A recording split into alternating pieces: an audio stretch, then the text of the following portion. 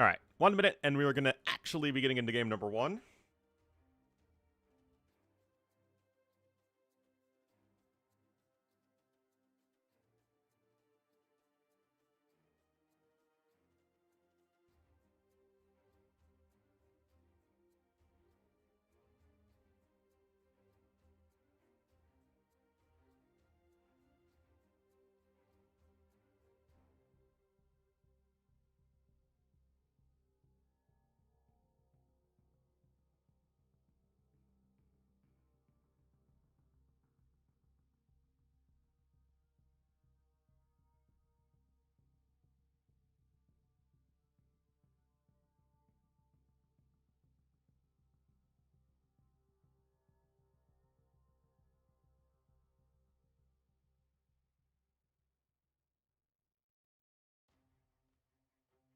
Five seconds.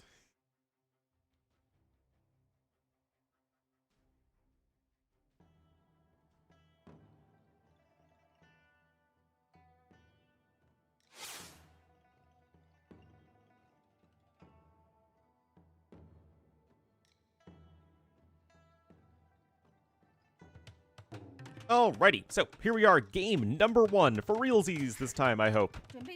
We'll have Viper in the yellow as the show to the east of the map, and to the southwest in the blue as the Malians will be Sebastian, but both players opting to build their TC in the food trident. Died under mysterious circumstances. Jeez. Remember, you have basically the stone and fish area. You have the gold with some food. And then you have the area with lots and lots and lots of food. And the food area is almost always the best to build your TC in. Either that or on one of the other areas, but the TC is directly adjacent to the wood line that brings you over to the food area. So many shoe puns.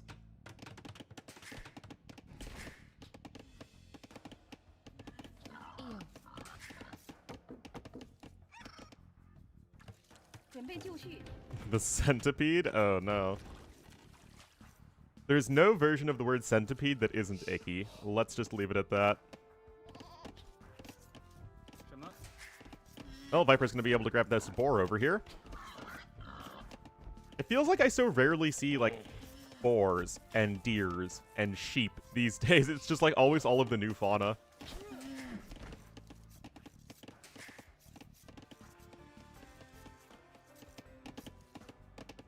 So, obviously this could be a very interesting series. It's definitely old school versus new school. The Viper looked very good in his comeback versus Yo, though.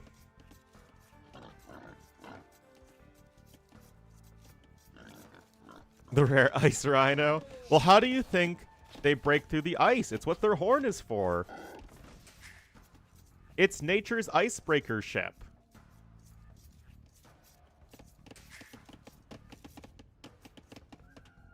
It makes perfect sense.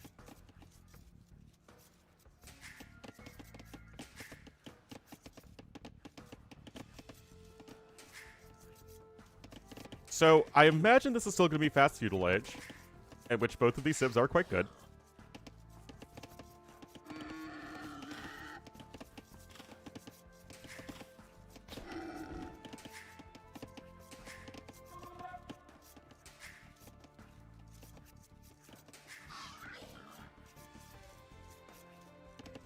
And here, actually, barracks and some militia are out here for Sebastian. Now remember, you start with 3 villagers in each of the tridents.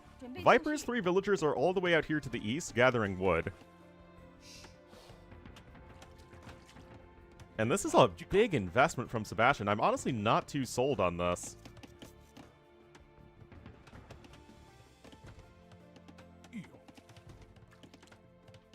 And Viper sees this because of the mill and stuff here. But yeah, this really isn't anything that Viper needs to worry about in the slightest. And Viper will almost certainly be getting faster up to feudal age, except he seems to maybe want to go for a fast castle. I mean, there's lots and lots of hunt here to take.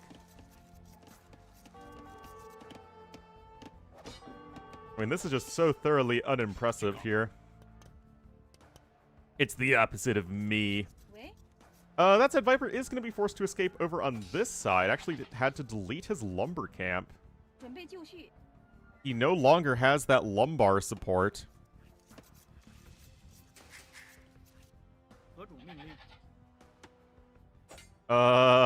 He's trying, guys. He's trying. Oh my goodness. I freaking love this nonsense. It's very weird seeing the TC shoot the board. I would be very careful with the 1 HP Vil here. And Viper immediately puts it over in the middle. He knows exactly what he's doing. He just slows crap his building army. You know what? That's okay, because you can enjoy AoE at your level, and you can also appreciate how good these pro players are. You can always improve as well if that's something you really want to do.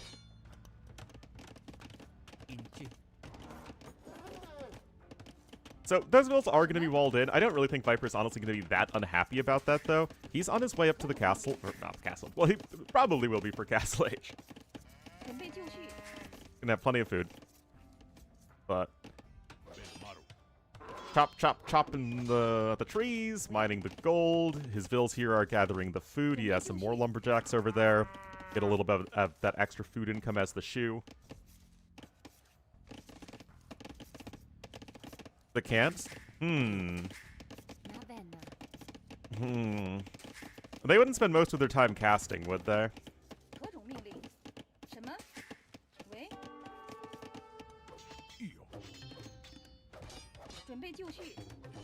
The houses actually could be something that are destroyed very quickly. I mean, you have the -2 melee armor.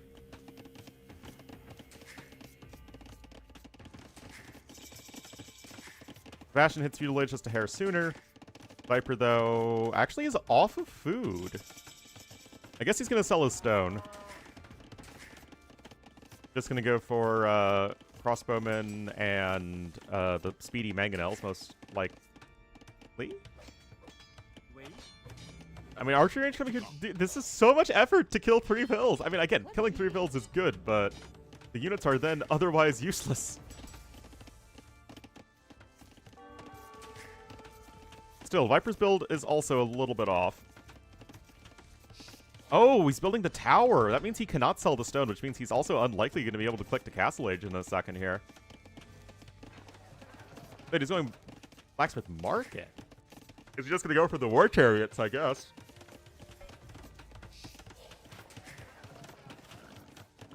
Yeah, he sent a bunch of Vils over to Wood, and I don't know, the balance definitely seems a bit off. But, I mean, he has been harassed quite heavily, so likelihood of everything getting thrown off is quite high.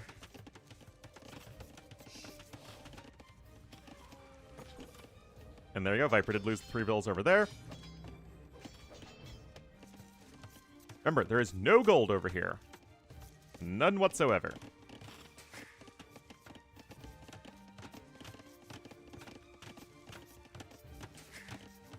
The Viper will be up to Castle Age in just a moment. There we go. I'm not sure why he built the barracks then. I thought he would be going crossbowman, like Archer Rage Blacksmith. And then Siege Workshop. AoE2? No, Capture Age laid people off. Capture Age is one of the contractors for World's Edge.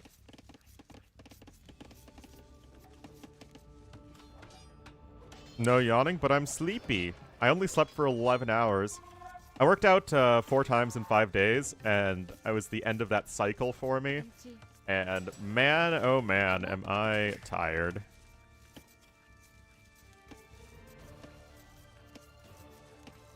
Mistaken.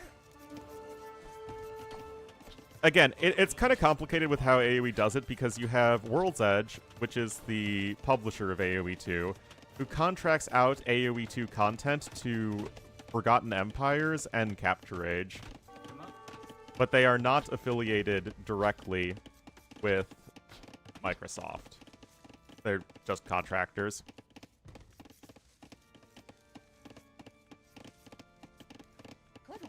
Intel and Marvel combined. Oh no. Alright, Stonewall's coming in. Sebastian is on his way up to Castle Age, but is obviously going to be a bit slower. But Viper has no gold, and that's still kind of the big issue right now. The tower is very good from Sebastian. Anyway, should be double siege workshop here. And a 1. Just 1. I thought you need war chariots and mangonels, both. Osaw coming in as well. Oh, a ram. No, okay, war chariots. Like, yeah, just need to do this. For money? Yes, but I guess Forgotten Empires does other things. Honestly, I find it a very weird, confusing situation. But I also think it has to do with them not giving benefits, probably. Oh no, guys. Oh no! Now, do you have a blacksmith out? I don't see one. He had to go double archery range and a market. So that means no siege workshop. Yeah, I see he's rushing up the blacksmith right there. Oh, that's just a palisade wall. Never mind. He didn't have enough stone for an actual wall. Remember, Vills do bonus damage to war chariots. But yeah, all you need to do right there is Viper is just attack the palisade wall. It's going to go down very quickly. Siege workshop likely has to be built over on the other side. But the war chariot is on its way. Whoa! Triple monastery. Oh, baby, a triple. Isn't that right, Dash?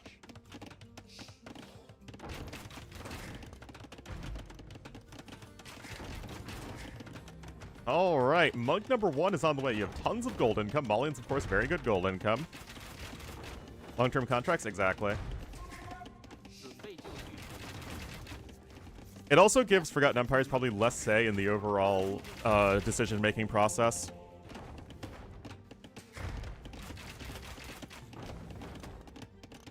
Raid AoE living up to their name with the raid.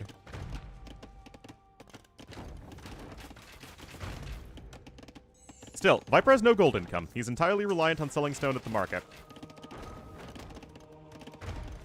Or selling wood at the market, rather.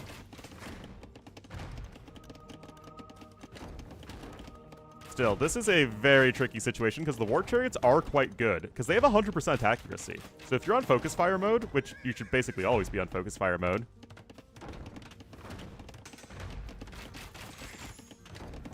then you can mow down the monks pretty fast. Yeah, you do get 2 bonus damage versus buildings. But Viper has to be paying very close attention here. Oh, he screwed that up. Oh my goodness, Viper screwed that up. Oh, actually, I thought he would get a second conversion. Okay, honestly, that could be way worse. Atonement coming in. You don't have Redemption as the shoe, but you do have Atonement. Uh-oh. Uh-oh. Uh-oh. Spaghetti Mr. Yo.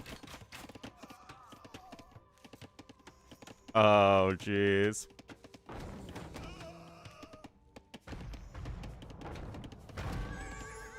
Well,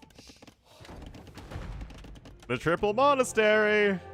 Sebastian takes game number 1. Oh, it was a very fragile balance there, but I think Viper needed to go double siege workshop. No, seriously, I don't know why you need to go double siege workshop, otherwise you won't have enough units out, and Sebastian was able to just hold the line, get the triple monastery out. He has, of course, all the gold income. And he's good to go.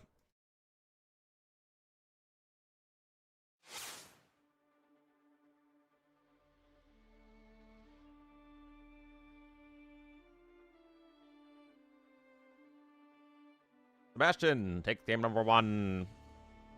Borderlands Forecaster, you know it. Oh yeah, the drafts. Row Rage appears to be next.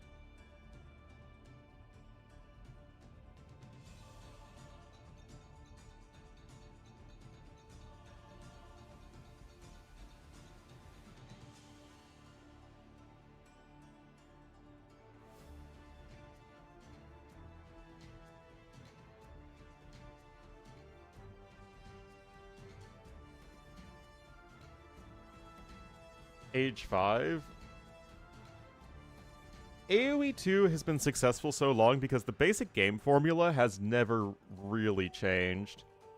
Yeah, there's been tons of new civs and features added, quality of life updates and all that, but the base AoE formula is exactly the same now as it was in 1999.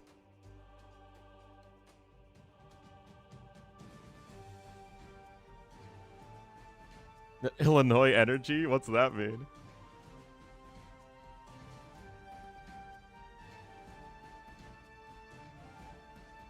Alright, so they have, at this point, 14 civs to choose from it for Row Rage here, so, I mean, you've got lots and lots of options here.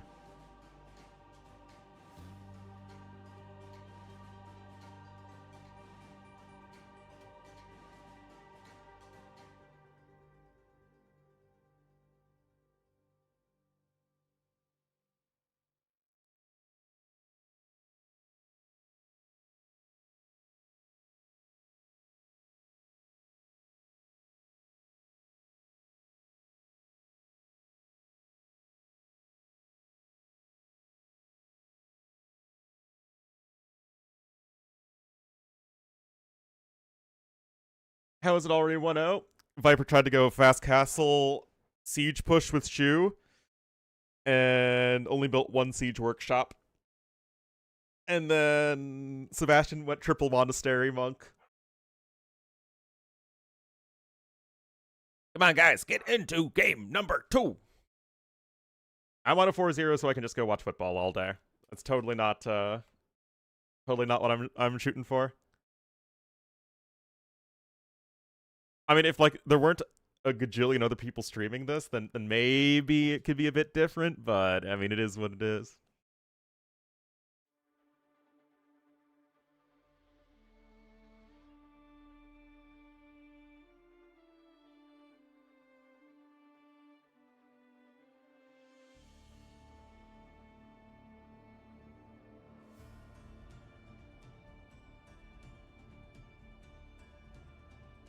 Keep on having randos join. It feels like a different game, I'm sure, yeah.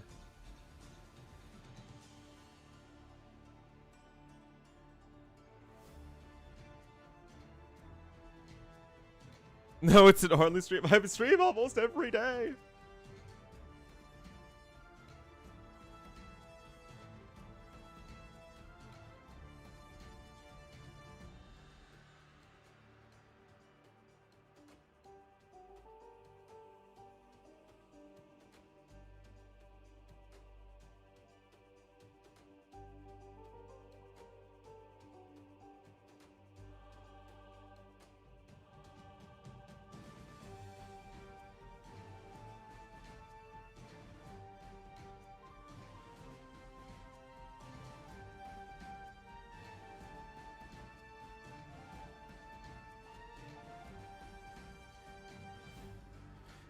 Got battered? Yeah, I think they did. Ripperino.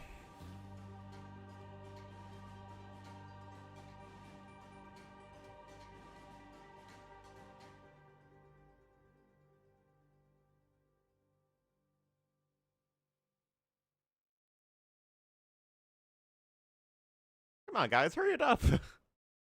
Why is this so slow?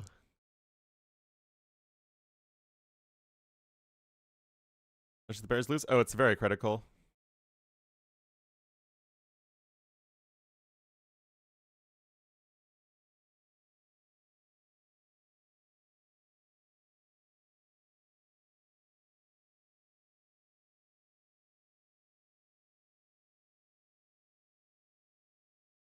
Mm-hmm.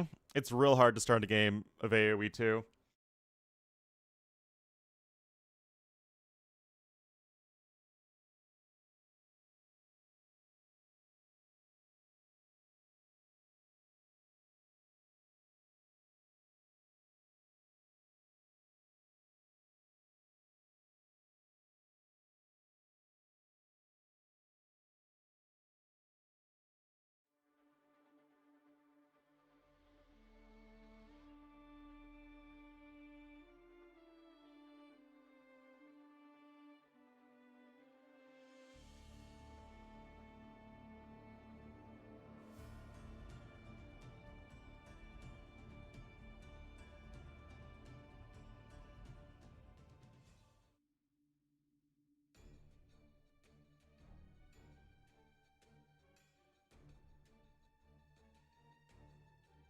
All right, 2 minutes.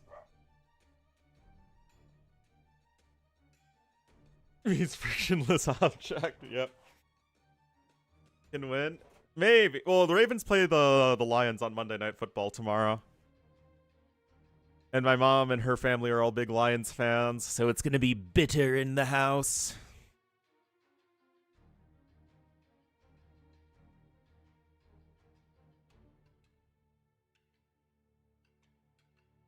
CD Crazy Mike?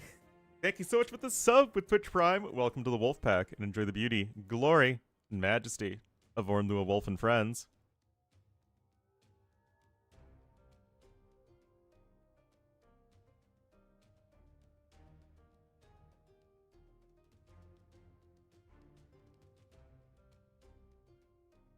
Of course. Of course, of course.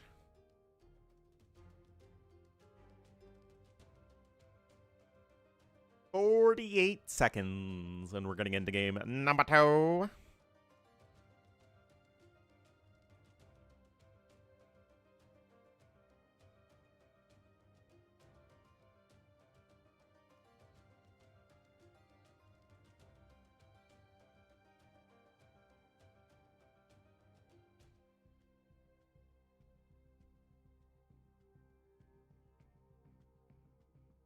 "20 seconds. You know, Viper and Sebastian are such suspicious characters. You need to have the stream delay on them.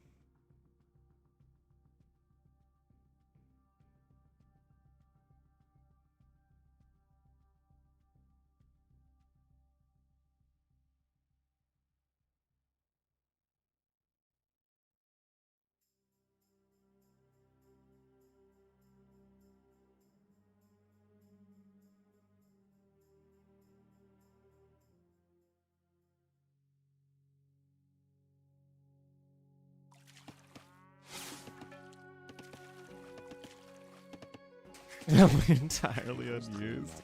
So mean. All right, guys, here we are. Game number 2 in our best of 7. Tried something. It didn't work in game number 1. Viper will be in the yellow as the Georgians to the southwest, and to the northeast in the blue as the Persians. It will be Sebastian. Got that nice Tamar 5 matchup here. Both of these Sibs are going to be very good on hybrid maps. Okay, Viper Scout is still nearby. Still lucked out a little bit. Earlyville coming in for the dock. Eating the endangered landfish. Yeah, the landfish are pretty darn good.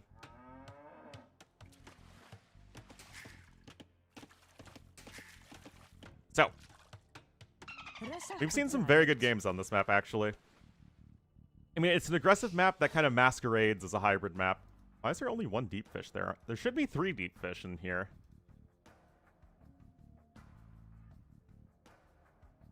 I mean, it is a bugged map, but I mean, it's not like it really favors one player so much over the other. All right, 2 Vills coming in here for the dock. Note that Viper sent his villager back home. So he just does not want to leave the villager exposed here in the middle, which is fair.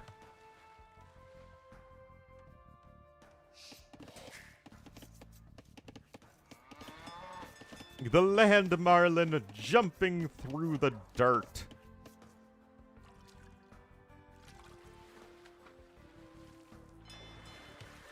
So, first fishing ship already got here for Viper, and out-docking Persians in Dark Age is a pretty hard feat to do, so a very good build here for Viper. Helped a lot by the fact that you have that Marlin underneath the TC so that you can put villagers on wood even sooner, as you don't need as many villagers to sustain more villager production.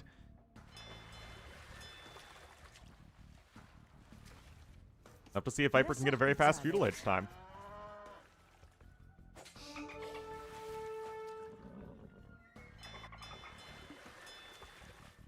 And he can even get the 3rd fishing ship out here in just a second.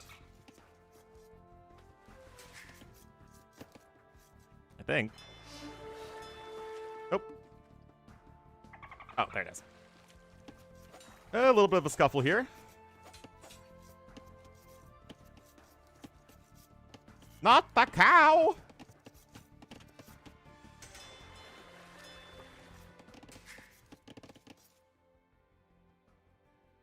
Come on, guys. What is the issue this time?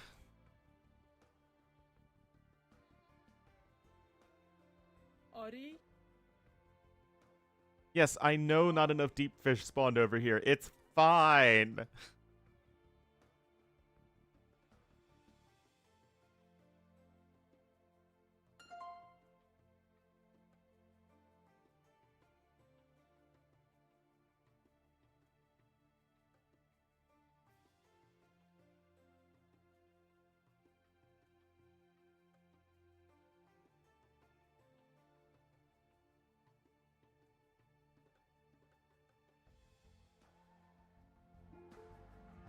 All right.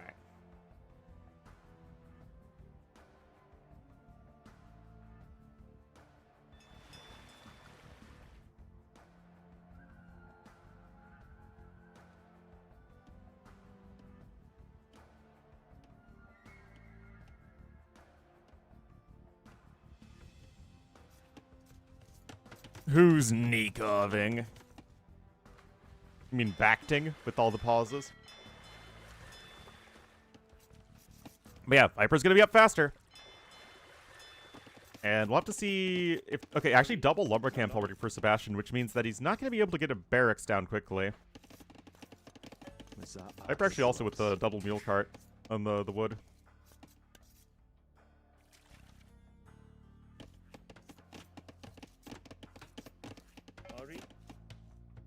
And barracks gonna be forward here for Sebastian. Remember, the spearman can poke away at the ships pretty effectively. There's no re in fish. I like it. And there's the barracks for Viper as well.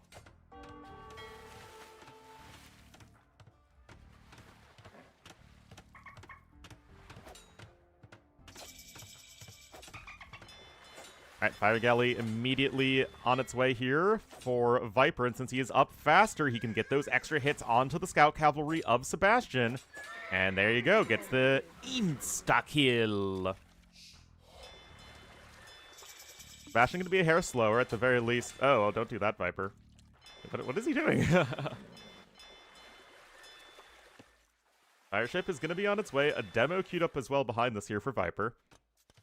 No spearman yet. He's actually building a stable behind this.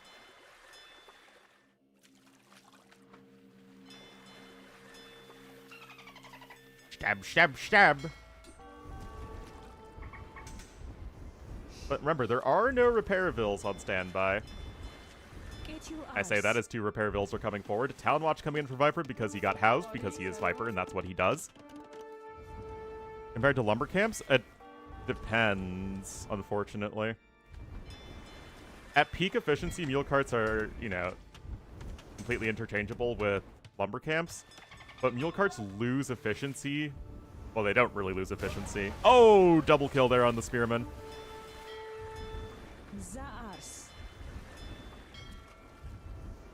The strong castle sibs. Yes, both these sibs do have strong castles. Oh, the scouts are here to help out as well. Fishing ship goes down. Viper, 0 deaths so far. This is looking like Tyrant the Viper and not Gamer Legion Viper. Viper is kind of using his fishing ships as a meat shield, so to say. A meat shield made of wood and cloth.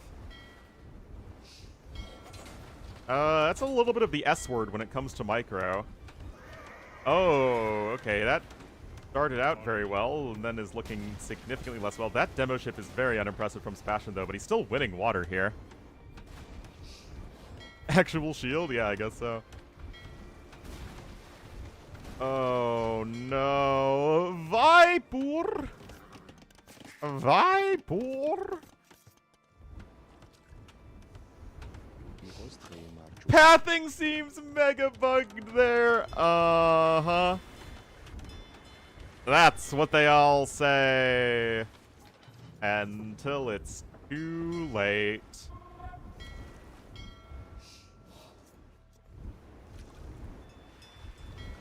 I mean, a demo ship, that's a thoroughly unexciting demo ship.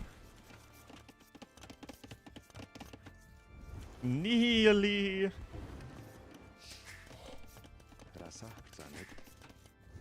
Viper also has a fair bit of idle TC time. Sebastian's already going to be getting ahead here in the resources. Hello, Jam Vanderloof.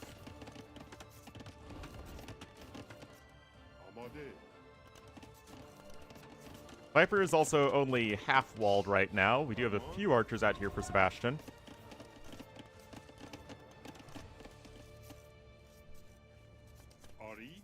Clutching on its way. Gonna be able to 3-shot the spearman there.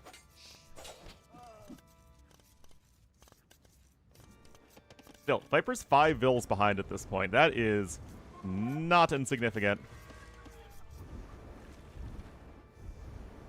The Capture Age Twitch integration? What the heck is that?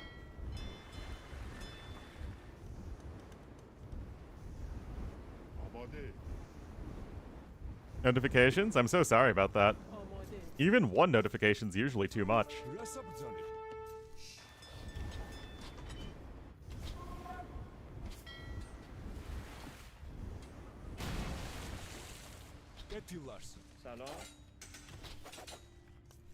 Well. Oh, again, Dash.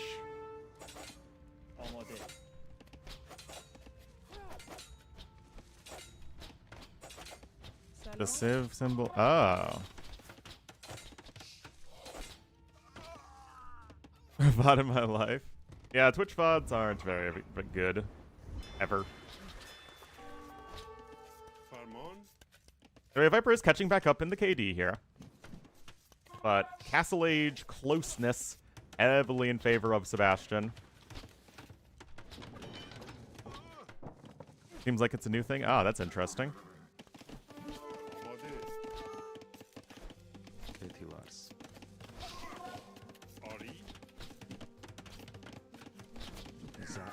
Well, those units are getting cornered here from Sebastian.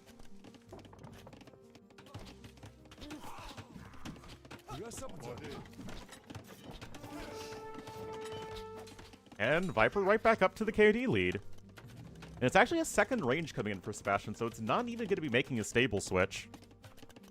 And these are 2 Cav Archer civs, for sure.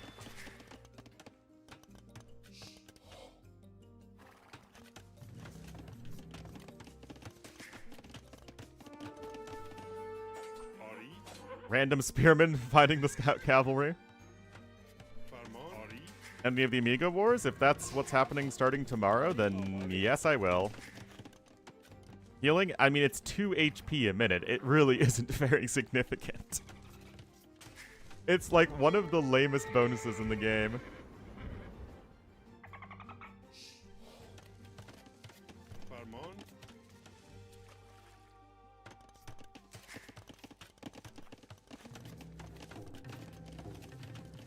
Meanwhile, Sebastian is well on his way up to Castle Age.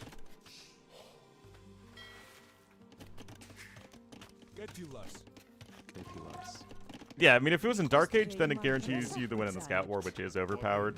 And in Feudal Age, it also guarantees you the win in a Scout War, so it's not like... It technically isn't a useless bonus, but it just feels kind of useless, you know? The archer numbers are climbing. Sebastian has not had to make a single skirmisher all game long, and this could be a devastating timing. Going forward out of the map, he knows he can cross right through the middle thanks to these fire galleys. And this is going to be a tough one for Viper to defend. He is going to need a defensive watchtower, almost certainly.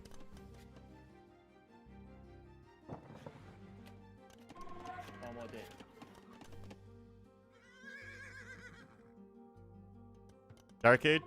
Yes, I do. Those were the dark days, so to say.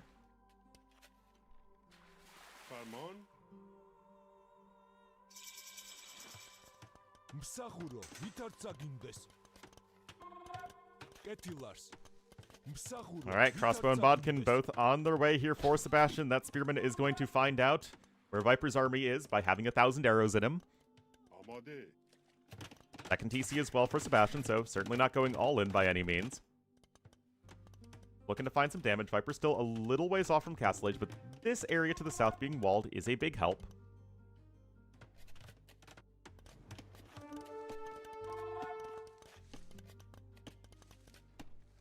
And here comes the defensive watchtower, but is it a shade too late? Now, Viper with good micro can stall things a while, I mean, just, yeah, look at this. Oh, nice little kill on the Vil right there. Great micro here from both players. Viper does snag 2 crossbowmen. And even a 3rd TC from Sebastian, so he's really going to be leaning into the economy side of things. I wonder if this is an adaptation to knowing he's up against Viper, who's unlikely to go super heavy all in. Market being rushed up, sort of rushed up for Viper. Fortified Church as well. Georgians are a very difficult civ to break.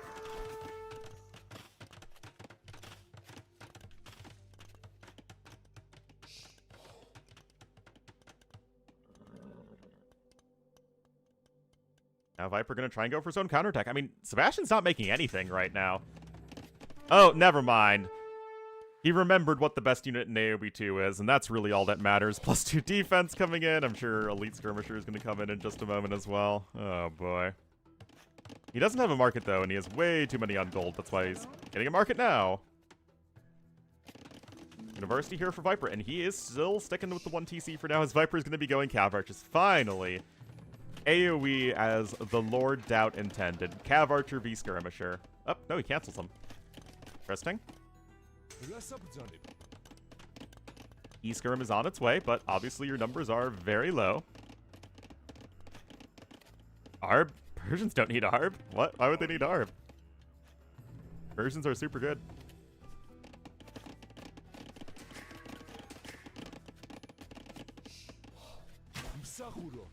What? Kamandaran is good. The thing with Kamandaran and the trash two-handed swordsman is that they're just not really good if you have plenty of gold.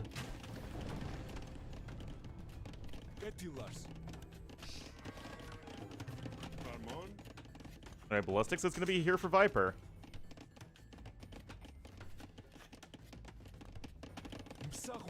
Buffs to AOK and you mean like Persians?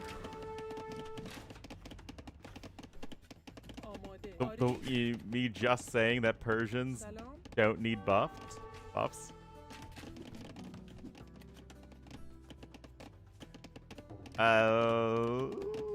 Guess Viper might try and go in that way. There is a second TC coming in here for our Snek.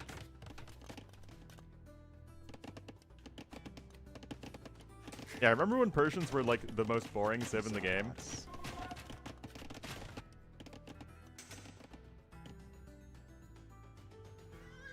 Alright, Sebastian looking for his opponent, but he's not gonna find him, except we'll likely see the scouts and CA coming in. Still, Sebastian has a huge eco lead.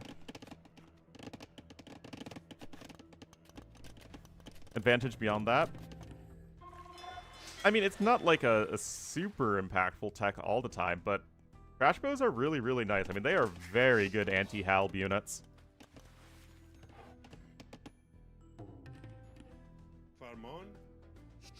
Alright, Sebastian up over here, maybe gonna catch those crossbowmen in transition, but both players paying good attention. Viper's own 3rd TC is coming in.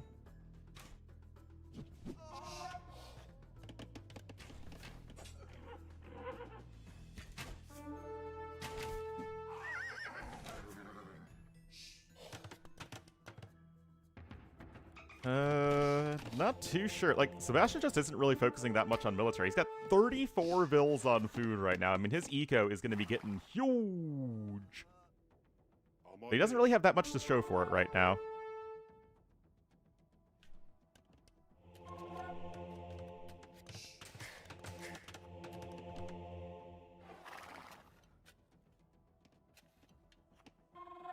It's not looking super good for Viper, but he's coming in with some knights now. And again, Sebastian just has very little with which to defend, and there are the double stables. That feels quite necessary at this point.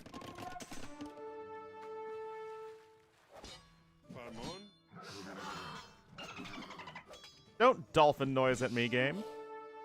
Alright, knights are here. Skirmishers are under threat. Viper might need to run away. No, he's just going to eat the conversion. Interesting. Well, I guess he does have his own crossbowman here. Trying to get as many kills as possible. I don't love that there's only one Vil as well building those stables. Getting Bloodlines and Husbandry. Now another stable coming in. And we're looking at like a 50% Vil lead here for Sebastian. No fishing ships for either player. The food is just not being taken.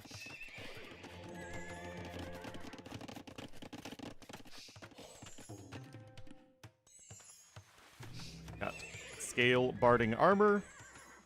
Make Muma kill. It's hard to do that without a castle. Although he is with 13 vills on stone. And now more relevant cavalry upgrades are incoming. And knights here for Persians are going to be a great choice. Meanwhile, 2 relics in for Viper, 1 coming in for Sebastian. Middle around the lake, plenty. Lots and lots of resources here.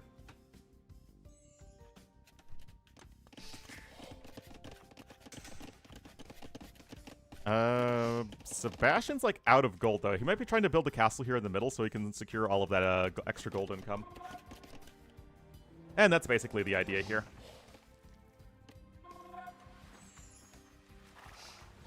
Farmon. Ori.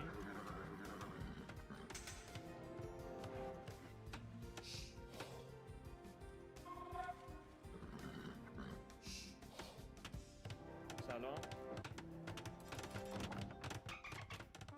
Ori.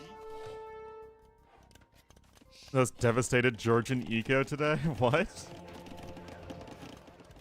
Alright, scale barding armor coming in, but it's going to be the knight switch, which is going to be the kicker here for Sebastian. 51 vills on wood, or on food rather. He is just supercharging up that bad boy.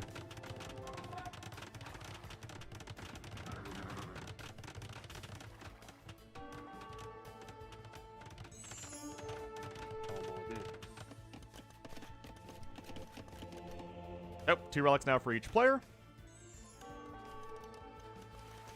5 seconds. That was a pretty great moment.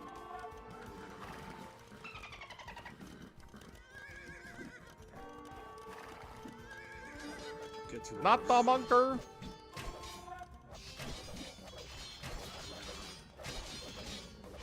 Alright, skirms are here to shoo away enemy monks.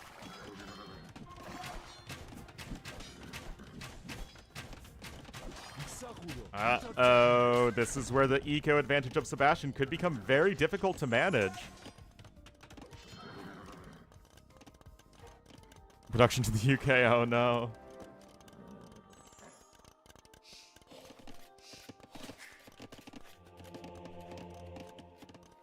Imp on the way for both players. But still, there are going to be so many more knights here for our blue player. Especially now that he has all of this middle gold income. Viper himself is going to be able to get gold around the edges of the map. That's exactly what he's doing. Game 1 Viper. I didn't know Georgia had a notable film industry.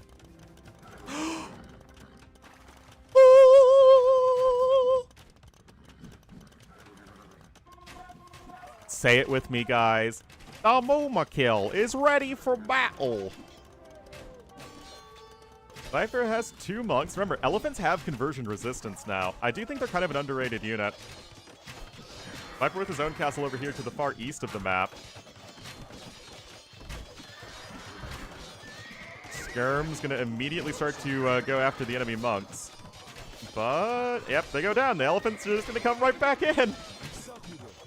And it's just forcing this engagement here, guys. Oh, no.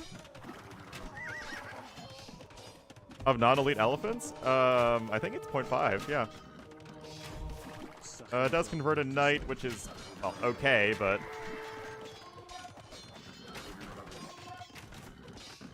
Yikes. No! Don't... No! The elephant!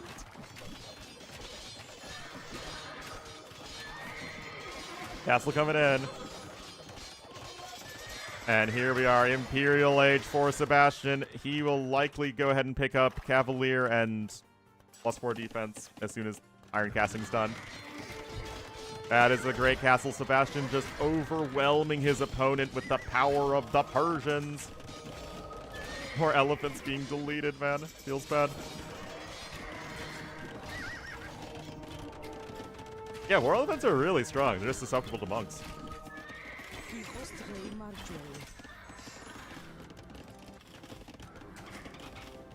Alright, Viper himself is an imp. He's going for cavalry and cav archers. But I mean, yeah, we're at 140 villagers right now as Sebastian. آماده. Viper also going to try and mix in some pikemen, but Viper is just scrambling to figure out a tech answer to what his opponent is doing, as Savar is going to be coming in very, very shortly. There we go. Conversion res. You still need to delete. Well, it buys you time, right? Monks still need to exist as a good counter to elephants. But it buys you time for your ranged units, or light cavalry, to run in and snipe the enemy monks. That is the point of it all.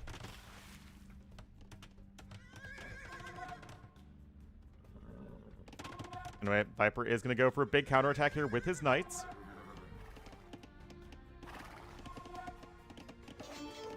Cavaliers are going to see what's happening, so going to be buying a little bit of time. Bar is creeping closer and closer, but Viper's trebs are starting to do work. I mean, again, Viper is really trying to keep himself in this one, despite being in such a lousy position.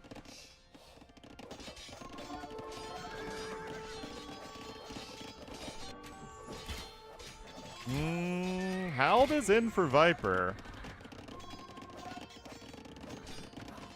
I mean, there's still probably fewer vills on gold than you would like right now, as Sebastian 55 on wood feels quite excessive.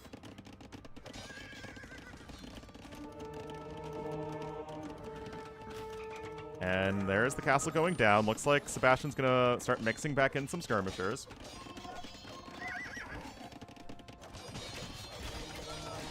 Ten seconds to Savar. The engagement is starting, but at least it takes a long time for the Cavalier to go down. Looks like, oh, the conversions happened before Savar came in. There we are, Savar with full upgrades for Sebastian.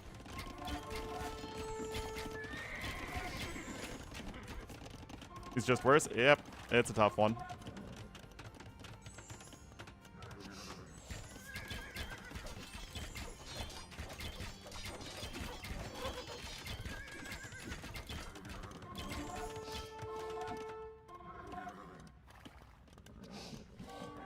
And here we are. All you need to do is just start bringing in these units forward. And although the population is good, and even the army value is good for Viper, again, it is Viper, to be fair. Why aren't you fighting with everybody, Sebastian? I guess he's just trying to let the skirmishers do work on the halbs. I mean, the halbs have very few upgrades, so this is still probably fine. Hold on, Dashy.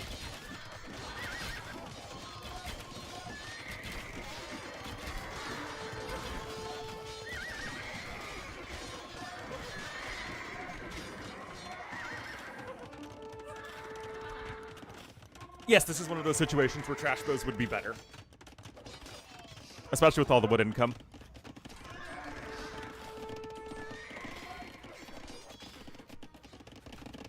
Anyway, Viper's still doing his best to hang in here. There really isn't that much of a siege component from Sebastian. He's going to try mixing in some hand cannoneers.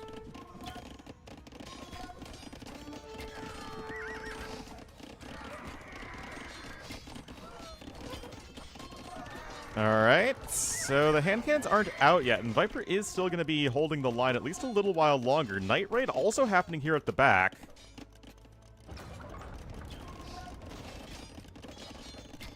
Not the farm! Not Old Man Jenkins' farm!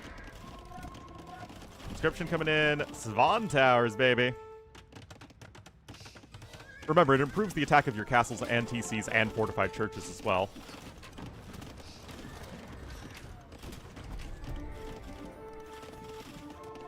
I mean, if there is a weakness for Sebastian's army right now, it is the lack of siege.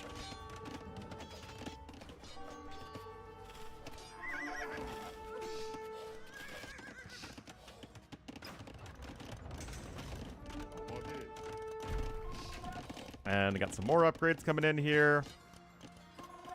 The Savar numbers have really plummeted, though. The Monospas are going to easily be able to snipe trebuchets.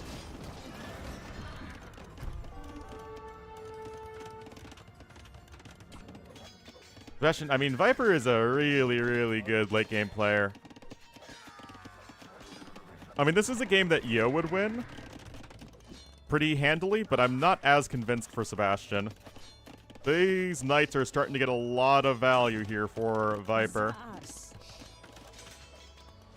There's Cam and Duran.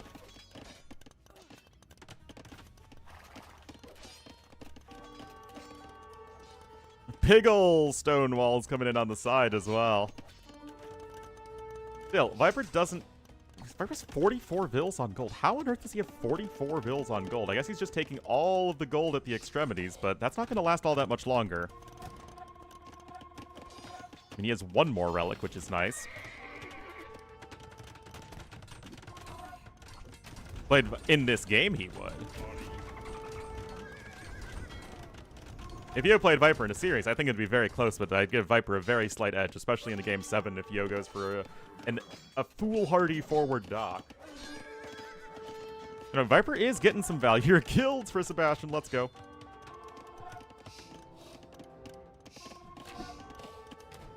But the Monospa numbers are slowly climbing.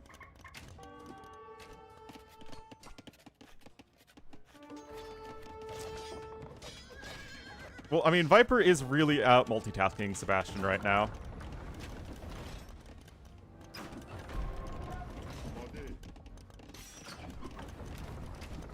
And Sebastian's never quite been able to get the army value he's needed. And cannons are going after the halves over there. Guard tower for Viper. Oh man, he is going to go for the spawn tower stuff.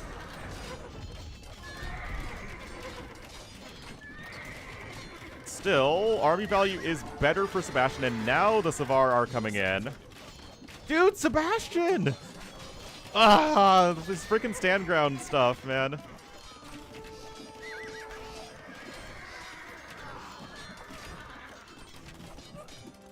Still, the lack of trebs is an issue.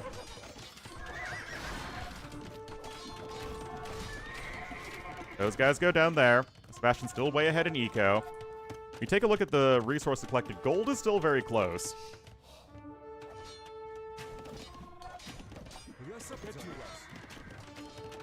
Good old mass Nori on its way for Sebastian. Although no citadels yet, as it should be coming in.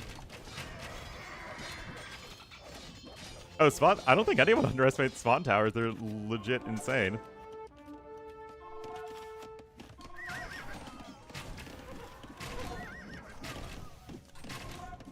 Alright, Viper with some skirms of his own.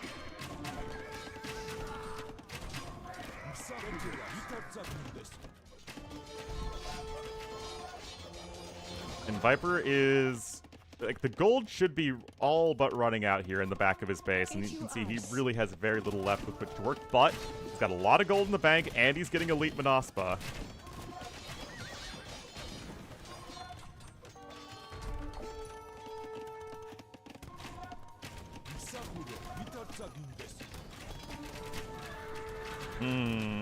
Alsar also coming in here for Viper. And Sebastian has never teched to Halbs himself, for what that's worth.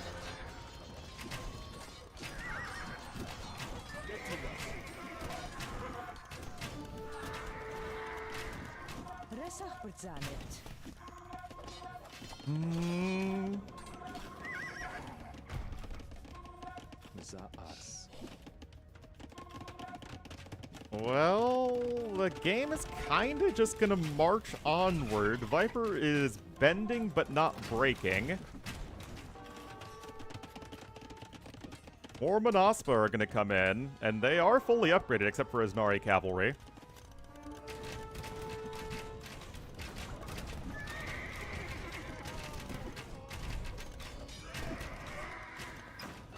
But yeah, the fact that blue still should have decent enough gold income could easily be the decisive factor.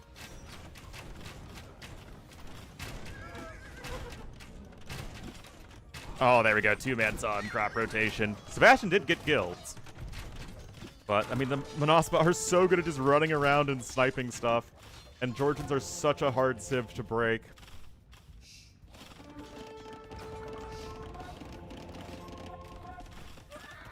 Viper even with some extra quick balls there.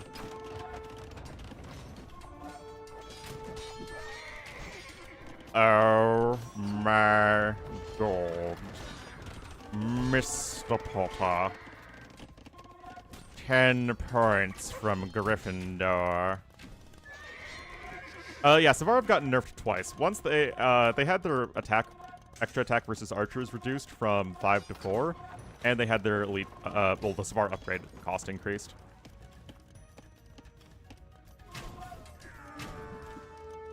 McNeely, you arrived at the time of the elite war elephant! Ooh!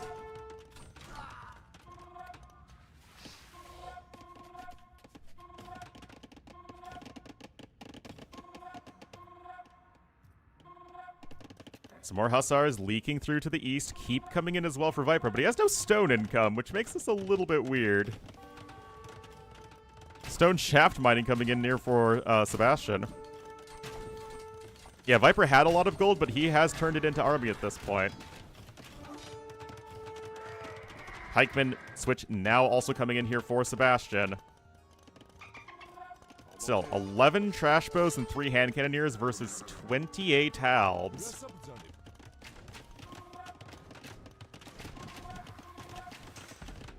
More keeps are being built, though. Viper trying to secure these extra resources. Sebastian doesn't believe in siege weapons.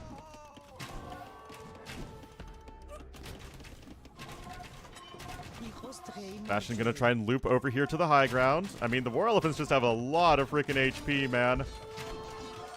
And high damage. Oh my goodness, the Mooba kill!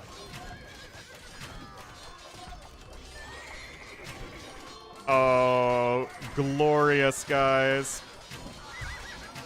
Absolutely glorious.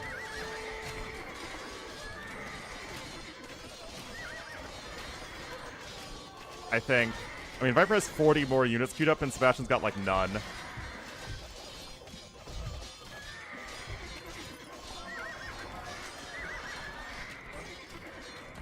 The spawn towers are doing a very good amount of damage here. And there still just isn't a whole lot of stuff that actually kills halbs, is the thing. Like, very little siege and very few anti-halb units. I mean, Viper is ahead in the KD. He is way ahead in the resources destroyed. Yeah, that's due to spawn towers. Gives him a different animation.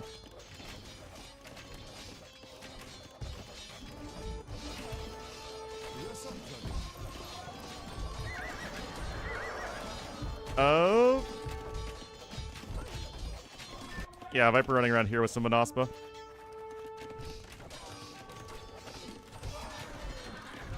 Oh, geez, guys. Sebastian's falling apart. Viper has the score lead.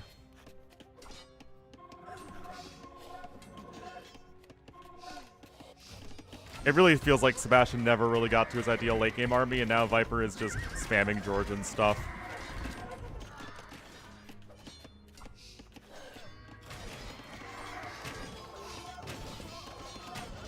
I mean, Georgians are just a way better post-imp civ. Yes, everything's falling apart for Sebastian as Viper's going to tie up the series now. You see, Viper's been streaming cavalry units all across the side of the map here. And the issue is that Viper's units are so much cheaper than Sebastian's that despite Sebastian having significantly more gold, like, look at this gold difference in favor of Sebastian, it really doesn't matter. Because Viper's army is just way too cost efficient. 183 Savars, and it's not enough, man. I love Georgians. But well done there for Viper. He hung in there like a champ.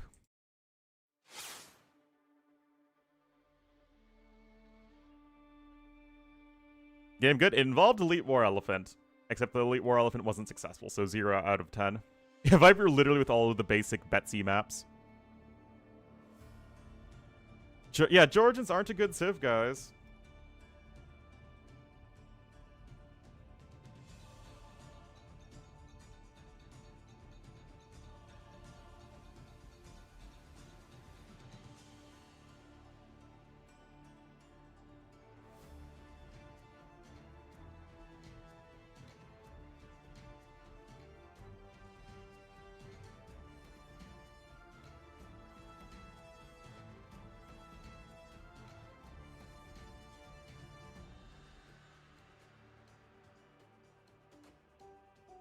Persians are very good. Oh, I'm ruining AoE again. Alright, Nomad is the next map. Return to normal, rip man.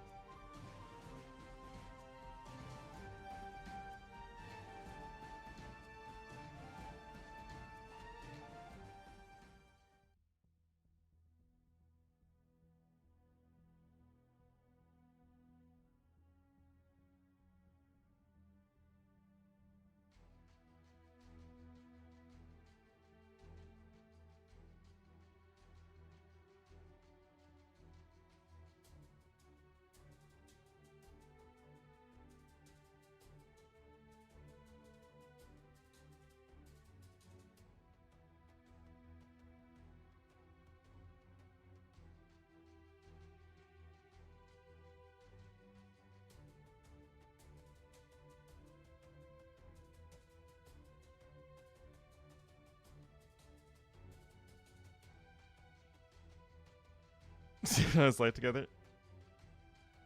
Watch it a few years late. Lol. Is there no audio? Nope, never any audio.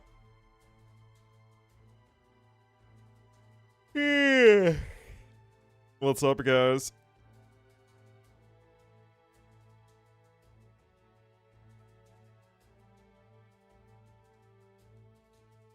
Manticore's a great scenario so long as you play on ×8 speed when you're waiting for the resources to come in.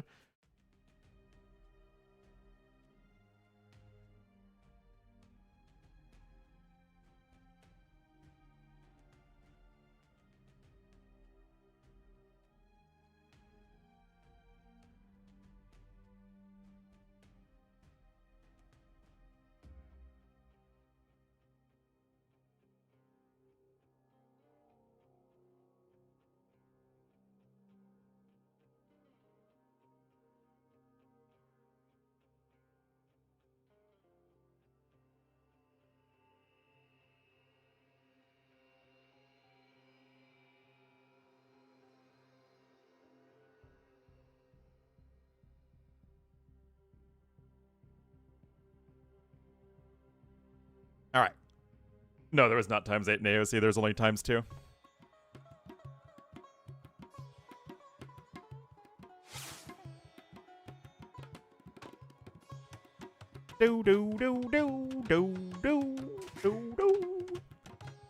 All right, guys, here we are. Game number 3 in our best of 7 finals here of the Quintessential Cookout. Yes, very long name.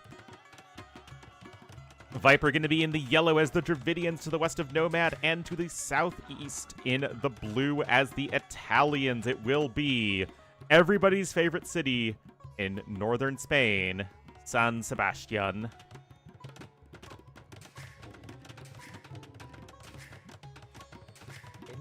All right, so very close docks. 2 civs that can certainly go aggressive. Seems like this could be a mighty aggro one here on the water.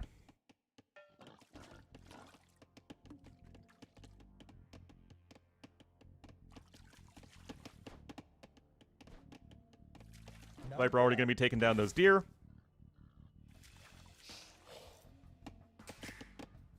And that's a very early loom for Sebastian, so he could be thinking about doing some robot fighting.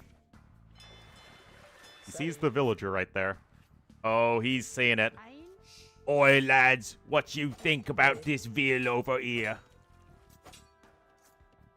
Viper gonna have to retreat from that area.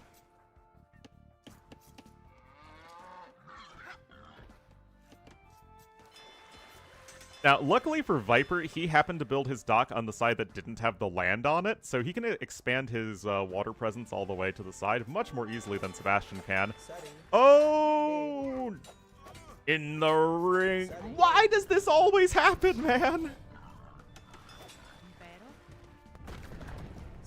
Oh my goodness. You get the trap in and then Viper just walks out. The whale on him? Oh yeah.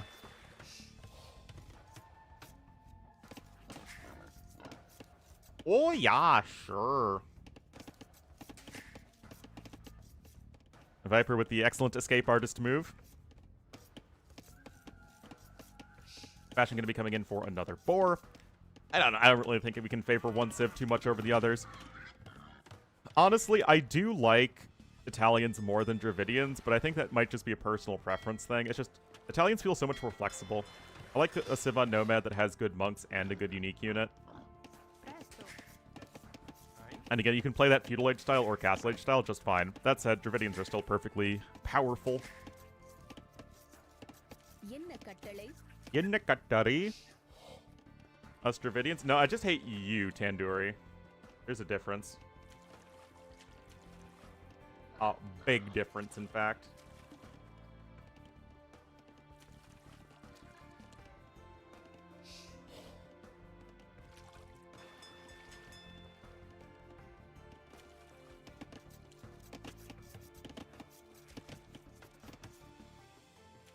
So, I'm scouting. I mean, it's... Yeah, nothing that... They have the exact same exploration percentage. I'm hitting all the wrong buttons.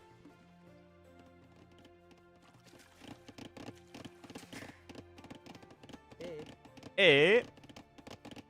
Hey.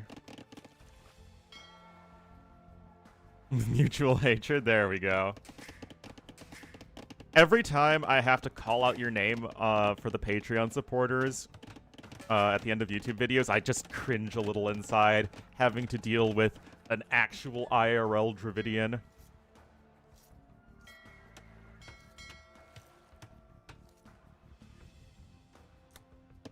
Except my one of my best friend's girlfriend is actually Canada. I don't know how do you pronounce it. That doesn't sound like the country. So I guess I need to put my deep racism aside. Canadiga? Okay, not bad.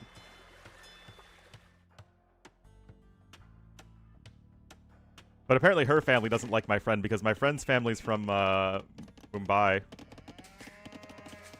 And so they're from the wrong part. I think they're ethnically Gujarati.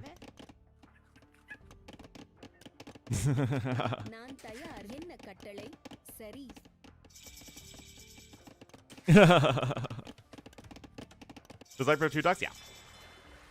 Double docks for each player. Everything you'd expect. Fire Galley's on the way for both. The rush distance is very close, so that, of course, leans itself more into the Fire Galley line of play. Viper is ahead in resources, though, and that doesn't actually include the free 200 wood you get.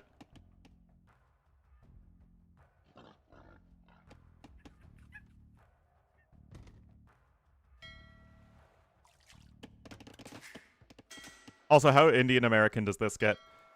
Apparently my friend isn't a good enough match for his girlfriend in the eyes of her parents because he's only an engineer, whereas his girlfriend is becoming a doctor. So, clearly, just not good enough. SMH. Alright guys, Fireship fight is incoming. Third dock here for Mr. Sebastian. Viper actually has a third dock all the way to the south where he's just going to try and sneak out a fish boom. Maybe going to try and sail away with his fishing ships.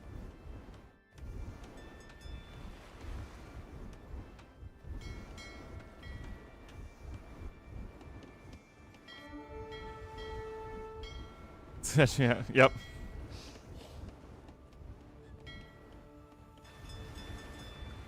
Oh, nice blocking there from Sebastian. Gonna catch right back up in the army numbers. Just walking away. I mean, if I ever saw a fishing ship walking, that would be pretty impressive.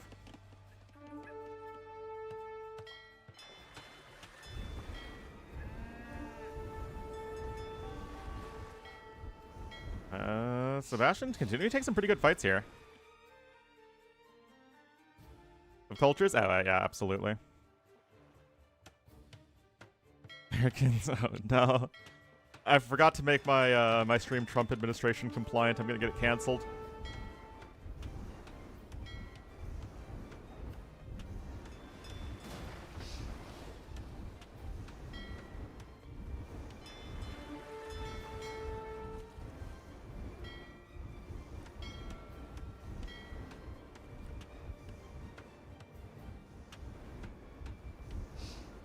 Running for it? Oh, yeah. Well, Sebastian doing great here on the water. Viper is still 4 vills ahead, though. He still has lots of fishing ships, and this southern dock is really certainly paying off.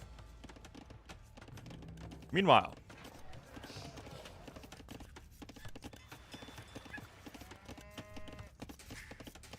keeping everything compliant and above board. There you go. Again, I highly recommend the most recent Jon Stewart episode on YouTube. It already has over 10 million views.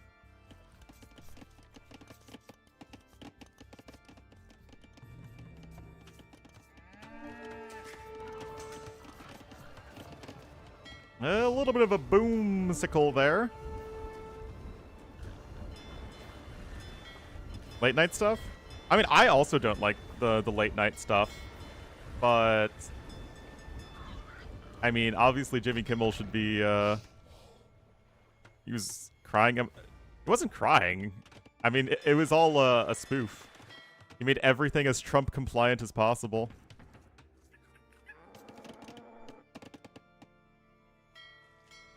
Like, I don't think he even pronounced Jimmy Kimmel's name correctly once.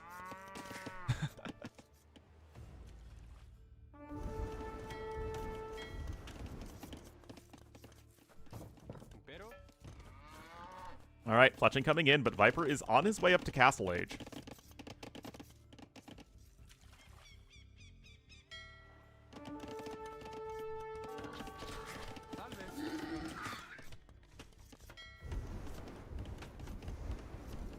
Vapid, nothing of a host.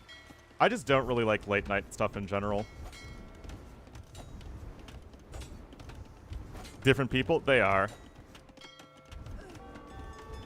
Jimmy Kimmel is the one who's just kind of there, and Jimmy Fallon is the one who is like the living embodiment of a puff piece.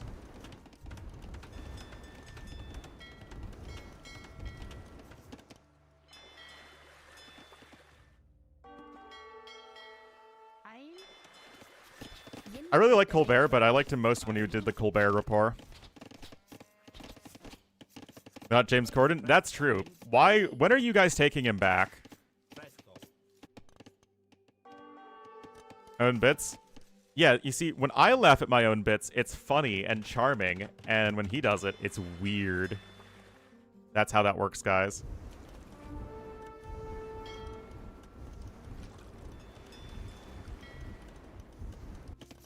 Alright, Viper in Castle Age. Can he really delay this fight? I guess he's winning the fight anyway. Oh yeah, John Oliver is my favorite as well. Jimmy Similar Studios, yeah. Yeah, I got to see John Oliver do live in Chicago for a New Year's show. That was like one of my Christmas presents several years ago, and that was pretty awesome.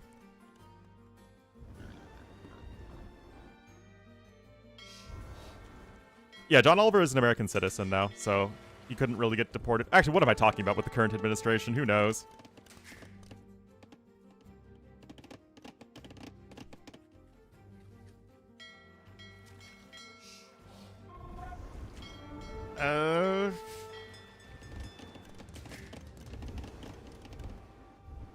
It's not so much as somebody deserving a show or not deserving a show, but getting their show canceled just because of political compliance.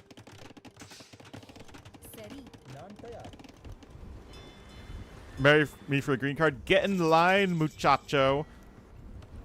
I have ladies lining up constantly for me. Or something. Definitely.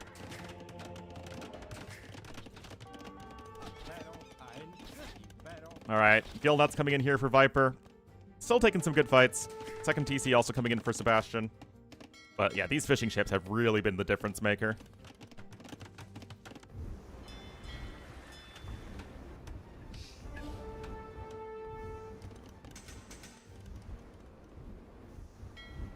Mergers with machine approval?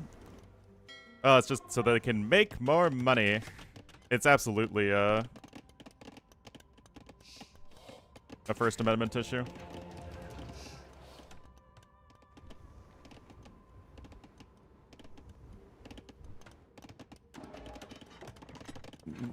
exactly. Everybody loves Monopoly, the board game. That's basically a glorified game of craps.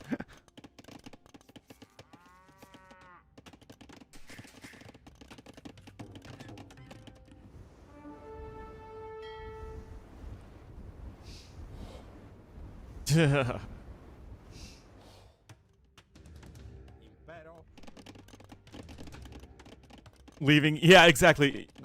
Why in a world do we have to have Jimmy Kimmel and Colbert off, which are not, like, Colbert is fine. I liked him better when he did the Colbert Report. When Jimmy Kimmel is at least inoffensive. Why do we have to have freaking Stephen A. Smith on air? And Skip Bayless. Why can't they be canceled?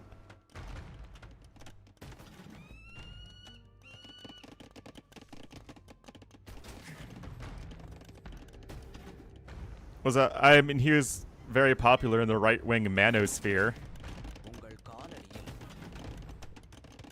Perkin? Oh, yeah, he's annoying as heck.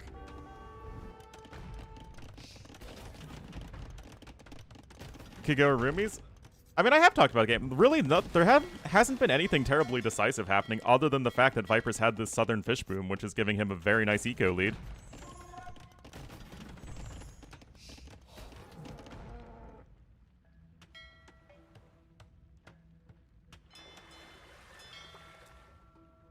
Not a sports guy? I mean, I'm an NFL guy and sometimes NBA guy.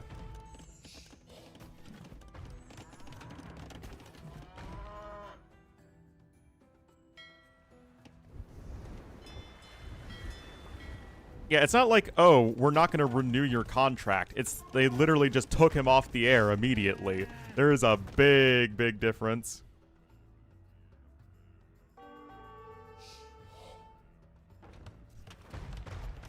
Played on journalism, yeah. Esport hero? I don't know if I am anyone's hero. Alright, Viper's on the third TC, still ahead in eco. This is a decent Mangonel push, and again, this is where I like having a Civ that have decent monks.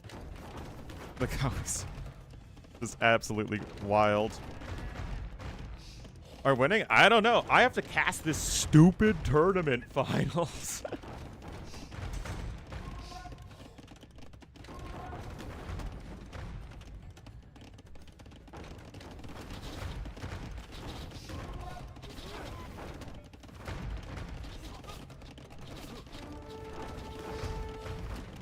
Baby slap fight. Are they in the 4 o'clock window? Alright, it's 3 o'clock window my time. Scouts be a horrible idea for Viper. The issue with going scouts right now is that you have very little food income. And that's just kind of how this map works. Oh.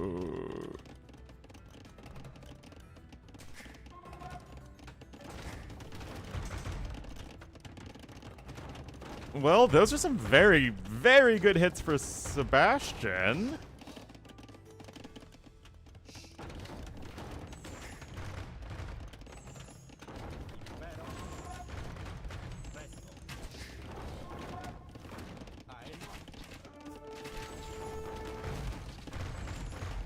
It's iconic, yeah.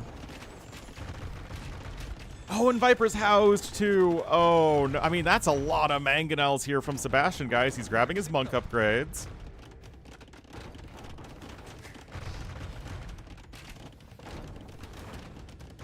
But, I mean, losing so much mangonel destruction time there. I mean, Sebastian is definitely trying to make this work. Redemption's coming in too.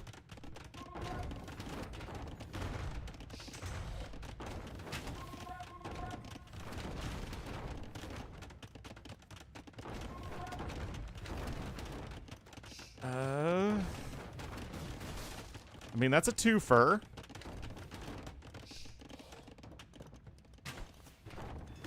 No ballistics in for the crossbowmen. Still, they are going to be an important tool at dealing with those monks that try and convert the mangonels. Of course, all the outposts are something I'm a big fan of.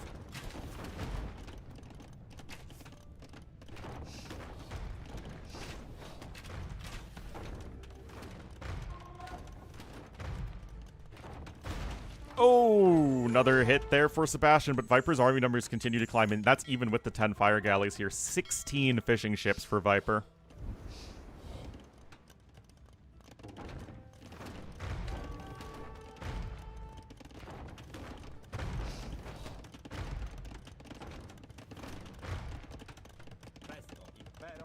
Thought that match was a foregone conclusion.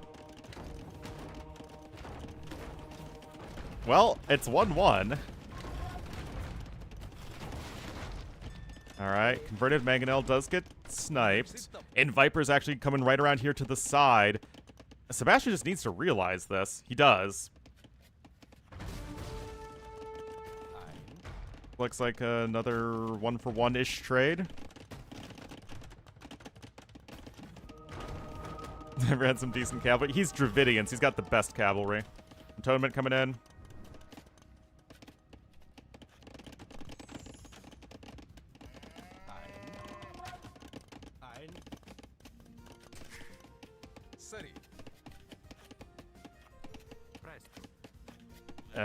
Here we go.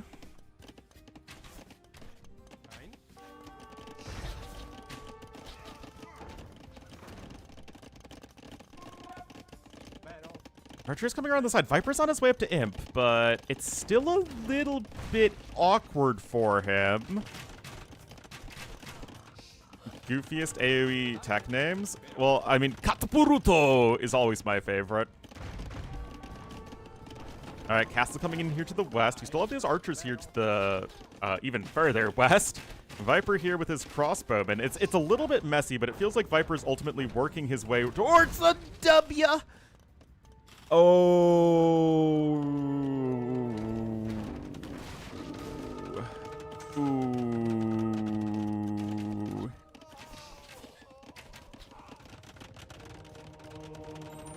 I mean, Sebastian definitely had the right idea for a while, but Viper was just way too far ahead economically after the early game.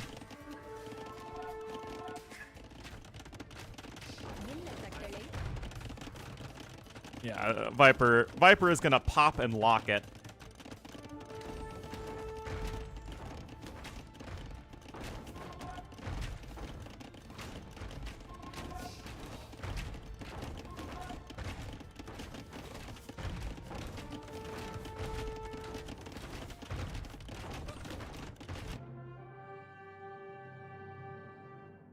Yep. Viper up 2-1. 7% more efficient to Nico. And again, it's just that early economic lead on the water, able to defend Sebastian's mid-game pressure. And yeah, just get further and further ahead. Lucky once, indeed. Well done there to Viper. And he will be winning Nomad, his #1 home map pick. Interestingly enough. We're probably going to be going to Maurfall, or Canal Clash.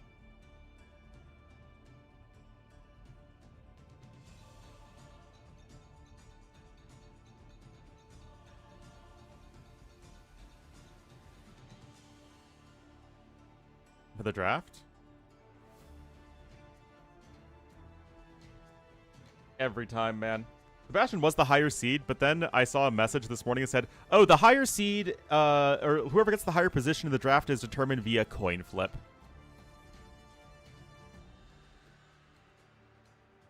Like, freaking classic.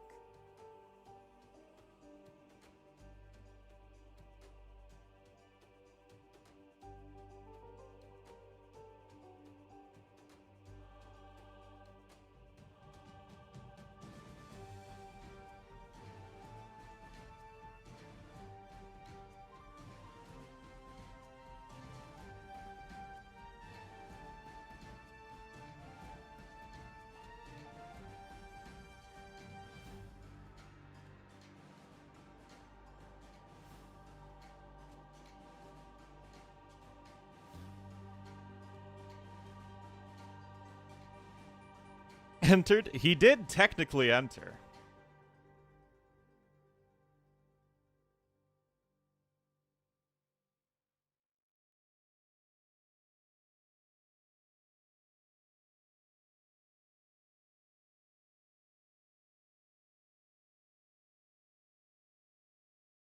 Yeah, so the food groups are just, it's just categories A through J, and they just have food names attached to them. Sections of the Civ pool. I mean, you see the rotating Civ pools on the upper left-hand corner of your screen. So you get 15 Civs that you draft for your opponent, essentially. I don't think Hera played a single game.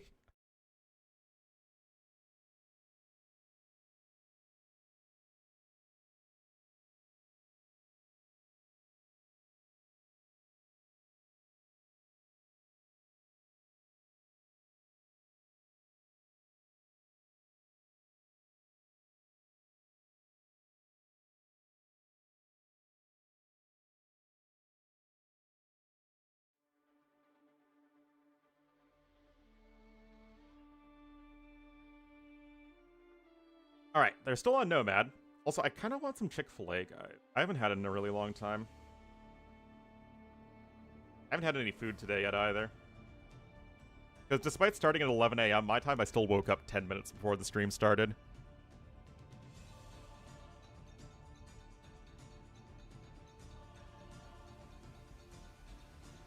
Oh, no! Freaking religious stuff? Oh, no.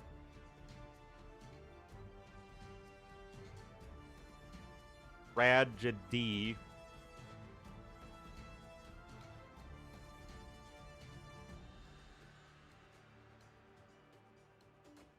Cut down on fast food. I very rarely eat fast food.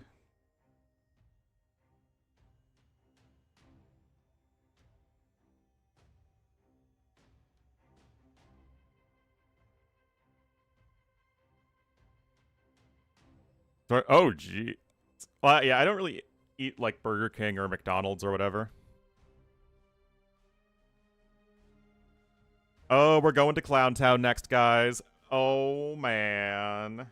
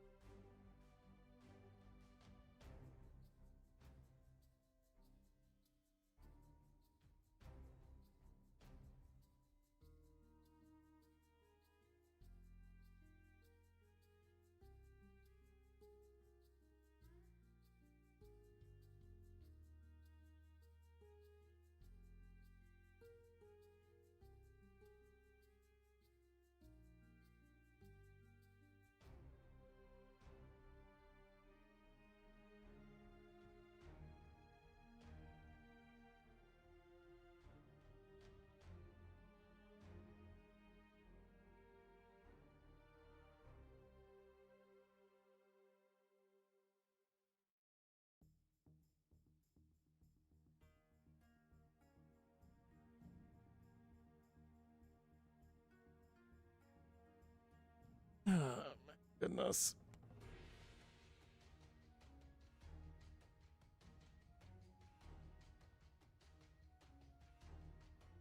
Yeah, I would never go to a Burger King or McDonald's in Germany when there's so much good doner places or currywurst.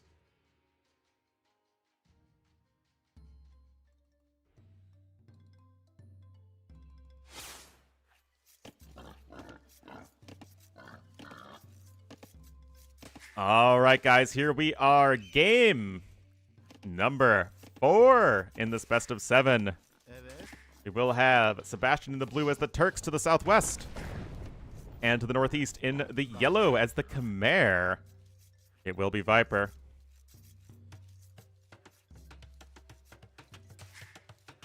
Yeah, no chickens and no foxes here.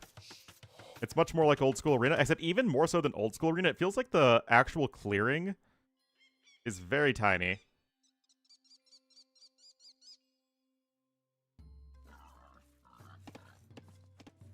I love falafel.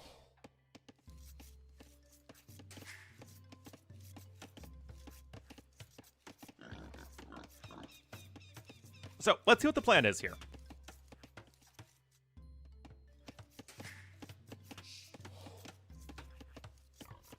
The hamster thing of the one Turks build, yeah. Halloumi is Greek cheese, I think, right? No, there are different ways you can play Turks. I think the Khmer pick is honestly the more interesting one. What are you doing with Khmer on Arena? Chopsticks with a strained middle finger? Ooh, that's rough. Efendim? Oh, it's Cypriot? Okay. Yeah. Bir parça. I am pretty interested here. Interested. Greek? All I know is in Chicago it's called Greek, but Chicago has significantly more Greek immigrants than Cypriot immigrants. Hazır. Evet. 3 TCC try and push?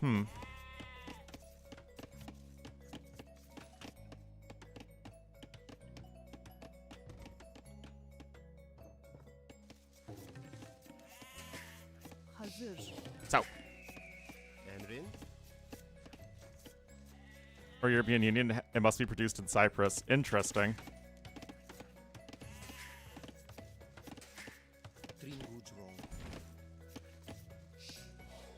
I really don't know. I'm quite curious.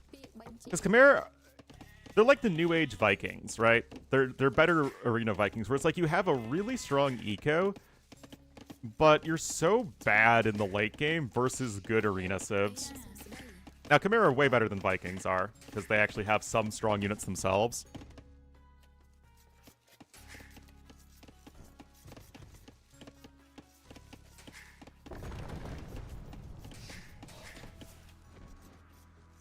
Egyptian? Oh no.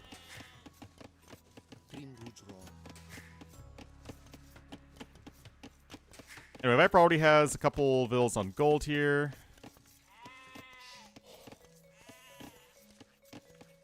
Parmesan powder. Oh, I don't like that stuff at all. No, what we do in the family is we get our own Parmesan and then we just put it in a food processor to get it all fluffy. How are the Yinzers doing? Very good. Oh, very good.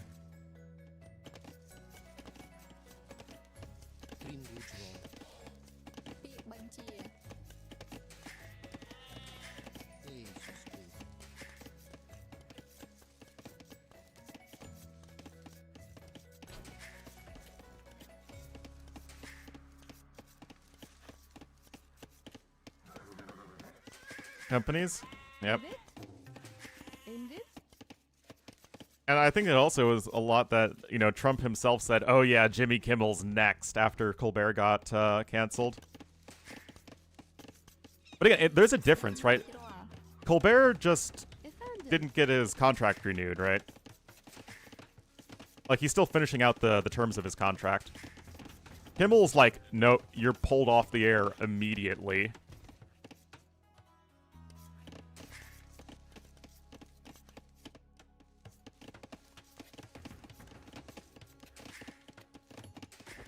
Hazır. Anyway, Sebastian's doing the build. Actually, we'll have to see if it's a stable. It could be the build if it's light cav.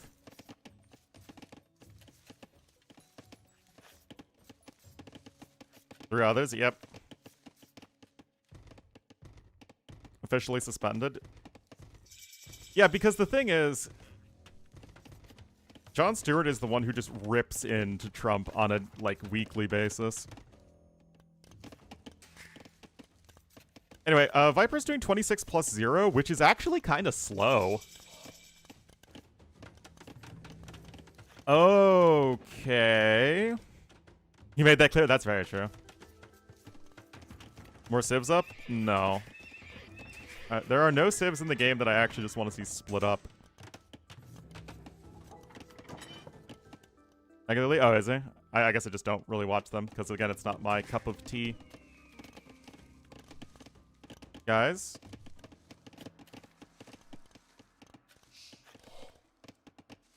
You have got to be kidding me, Sebastian! Sebastian!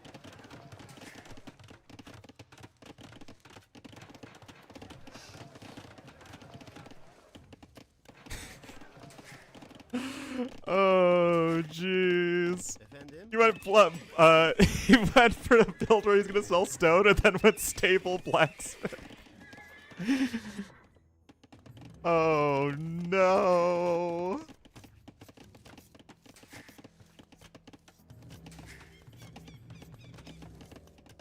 Yeah, Viper's literally just playing right into the castle drop stuff, but it is gonna be a very poorly executed version of the build. With the light cav plus castle drop all in.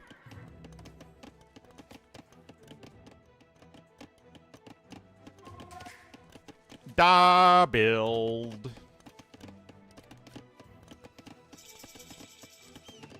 Oh, the Rams are up over the Eagles? The Eagles?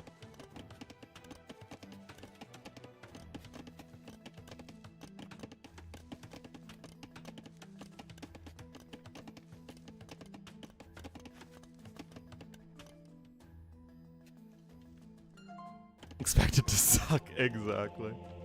Alright, here we go, kids.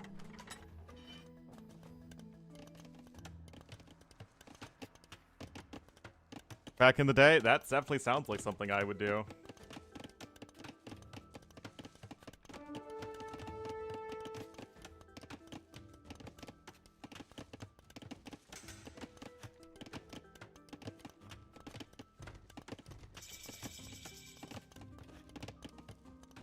Emrin?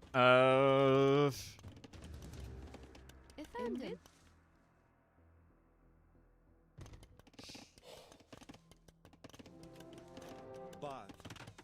Well, here's the thing, though, guys. Isn't this still gonna go up because of the light cav here? I don't... Wait, what?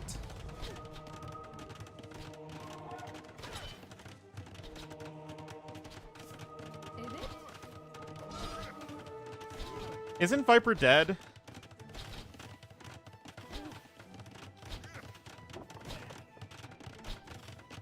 Guys, isn't Viper, like, straight up dead?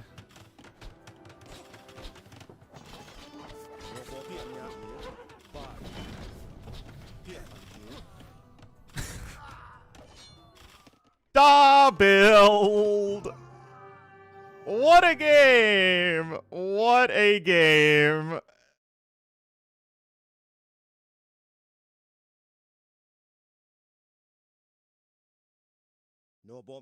I don't know why Viper was trying to go for the siege tower right away. Like, you just need to be, like, out on the map with units to try and prevent this from happening. What a bizarre, bizarre game.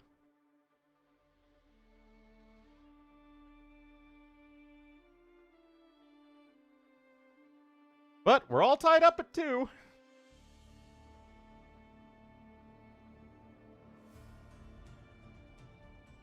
Just happened. Viper went all in trying to deny the castle drop and then lost everything.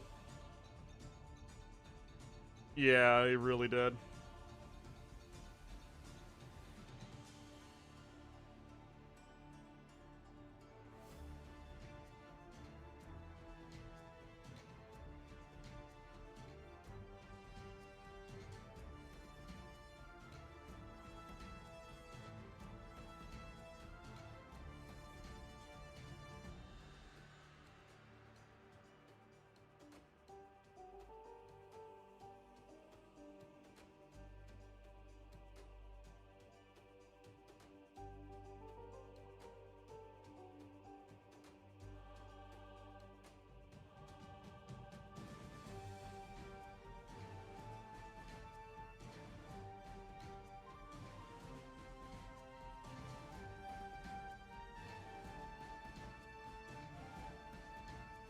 Well, we'll see what the next one's gonna be.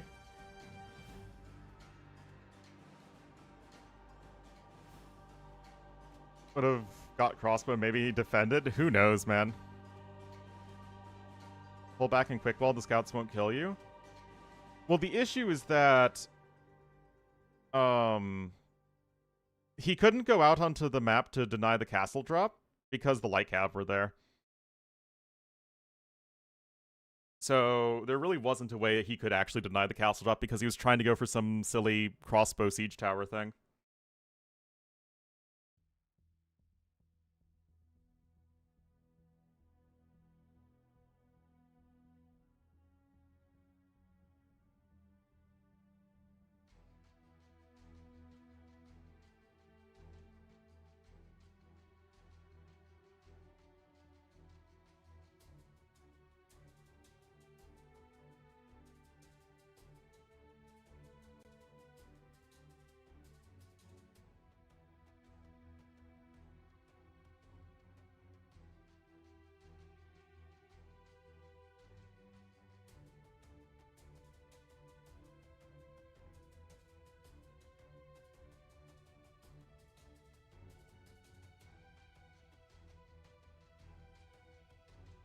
Yeah, no, I just don't think it was a good build from Viper at all. All right, Arabia's next.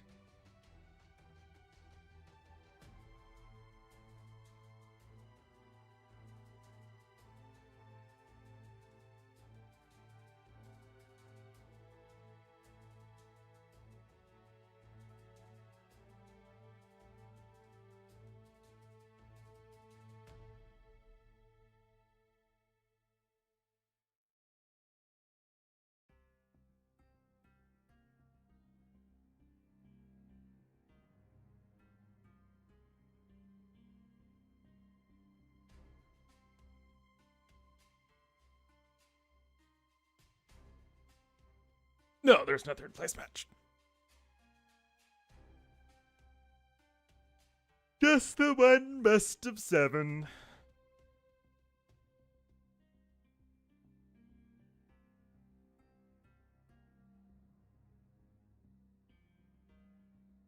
If Viper wins, get wrecked? Why? They're at 2-2. My hopes of this series ending quickly have been shot. No idea what the issue is. Honestly, it feels like the series has been... Like, we've had 2 very quick games, but we're 2 hours into the stream with 4 total games played.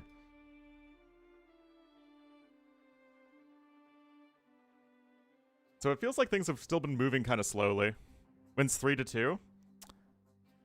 Hard to do in a... best of 7. Suddenly silence.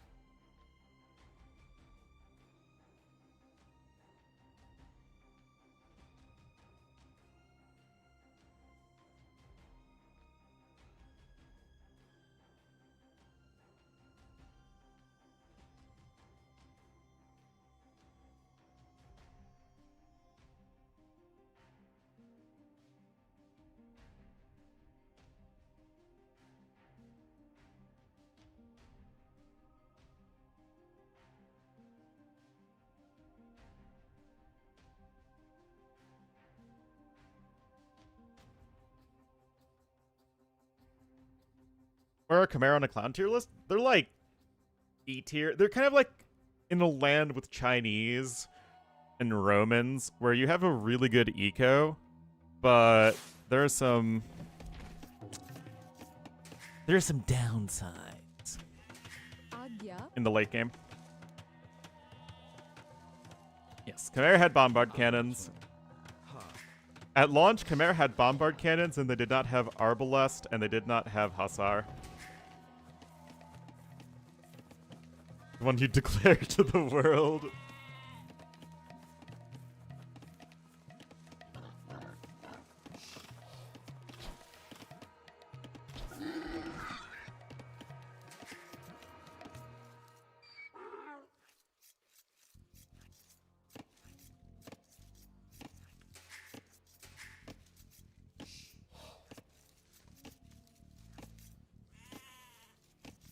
All right.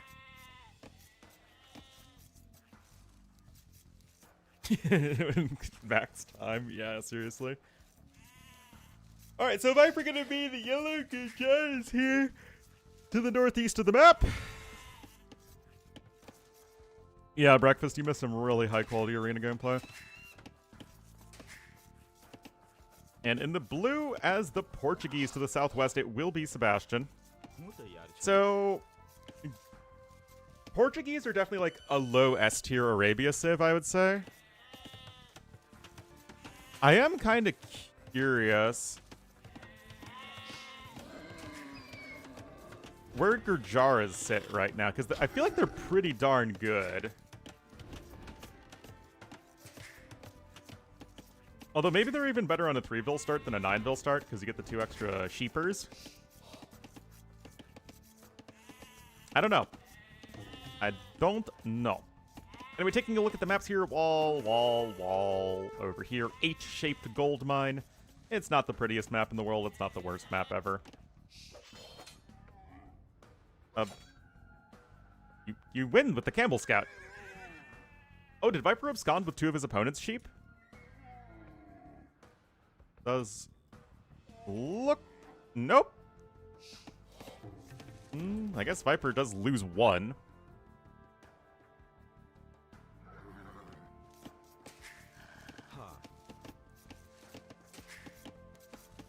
Namaste. An Archer Rush? We could.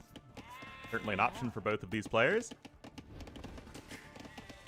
As it stands, though, Sebastian getting up 19 pop with Loom.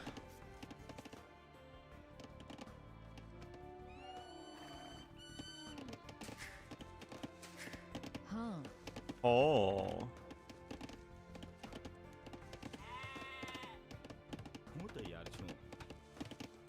Oh, Barracks coming in. And as we don't see any villagers going to gold, we have to imagine that this will be a scout opening from the Viper.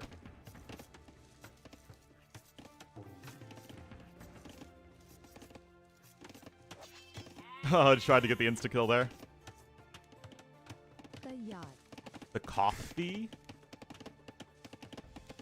I did not pay for the coffee.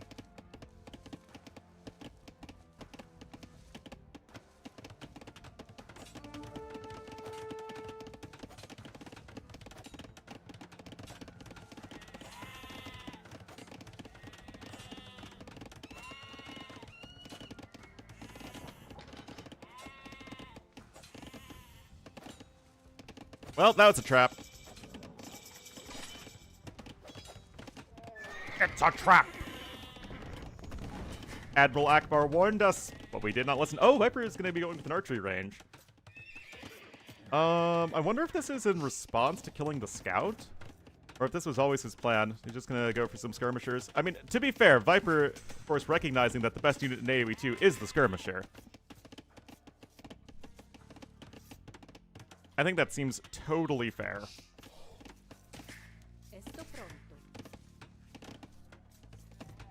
Alright, Camel Scouts here. Remember, Camel Scouts have as much attack as a freaking Scout Cavalry now. Oh, Viper found some extra sheep, even.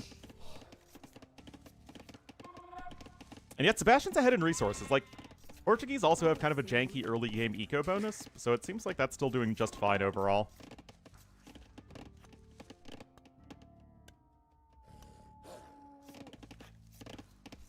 For a torn hamstring. Alright, Skirm's coming out here for Viper. Sebastian going for his own scouts. And that is going to be an archery range follow-up, so pretty normal Arabia stuff, all things considered. But Viper's going to need to be careful at home. Good quick walls there.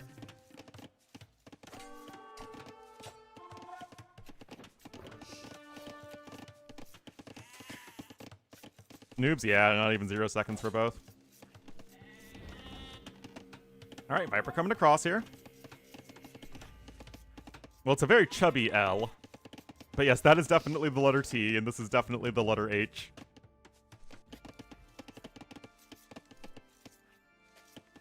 Oh, here's a backwards L.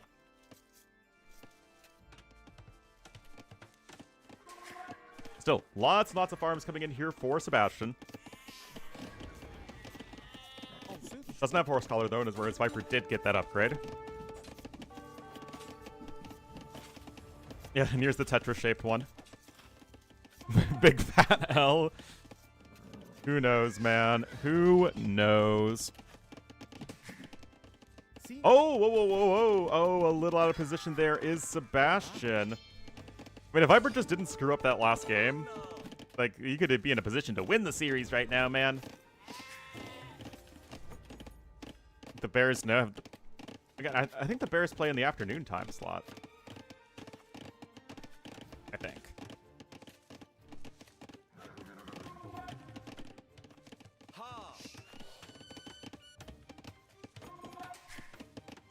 Yeah, that's what I thought. Quais são as vossas ordens?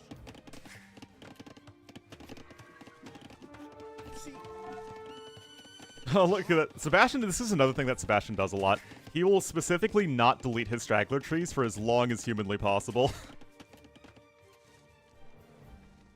One Gurjara monk. We'll see if Viper will make all of your dreams come true. Still, Sebastian's slightly ahead in resources. Goes to show that although Gurjaras have a good early game, it's nothing that's, like, that insane. Honestly, kind of crazy that Sebastian's already on 13 farms. Viper's only on 9. Another Camel Scout's coming in, though. Namaste. There's struggler trees. Feels bad, man.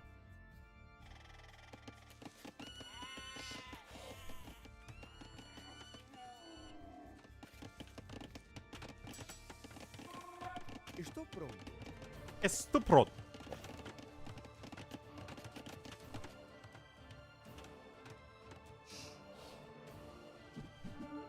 Skirms are here, skirming it up.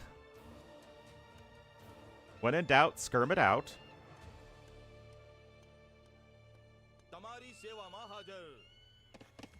Got Wheelbarrow coming in, clutching upgrade as well. High ground gives... So when attacking downhill, you get plus 25% damage, and when attacking uphill, you get minus 25% damage.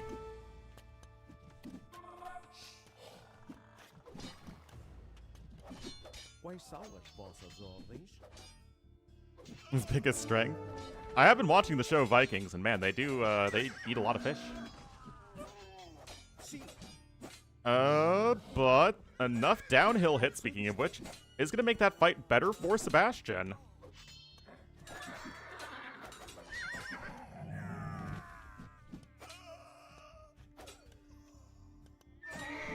And big ol' mop-up right there of Viper's army. Sebastian doing very well. Quais as vossas ordens? Yeah, the Zero Berries Pierce Armor is so rough in a world that is ruled by the almighty Skirmisher. Gale-barding armor coming in. Wheelbarrow as well. How rarely do it feels like we see a feudal age wheelbarrow? Unless you're, you know, like Vietnamese.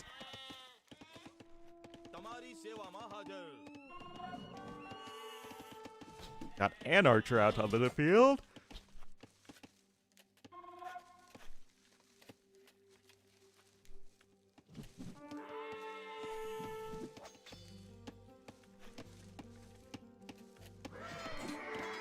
And Camel Scout's gonna Camel Scout it up. Vikings? That would require you ever seeing Vikings on a map that isn't islands, which never happens. So your point is invalid.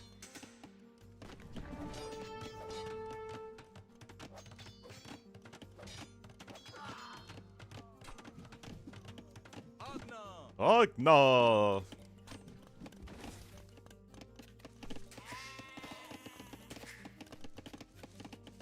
Viper cutting his Vil production. Okay, he wants Castle Age. Nope. Wait, what?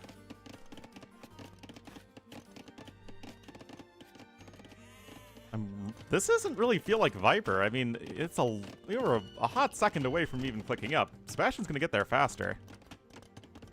Save the water maps. Exactly.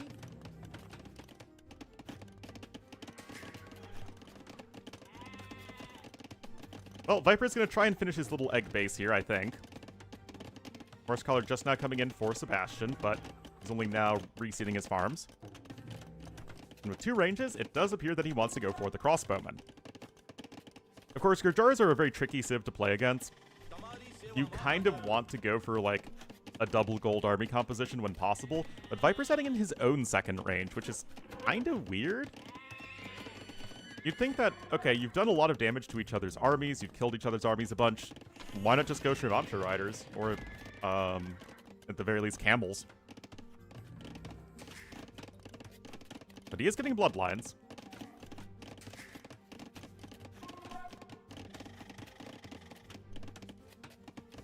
And overall, Vil numbers are comparable, although Viper has Wheelbarrow.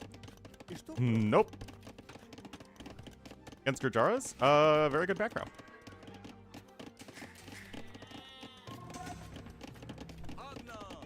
Of course, Viper could just go, you know, skirmishers.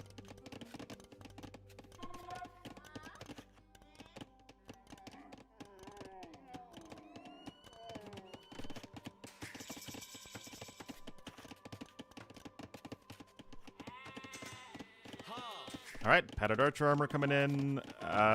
Not still all that sure what Viper's master plan is. Anyway, blob of ranged units coming forward here for Sebastian. He did sell a stone, remember, so he's going to get the university. He wants to take this aggressive. Viper getting his own skirmisher-relevant upgrades. And the camel scouts are immediately upgraded into the actual camels. The fully operational camel station.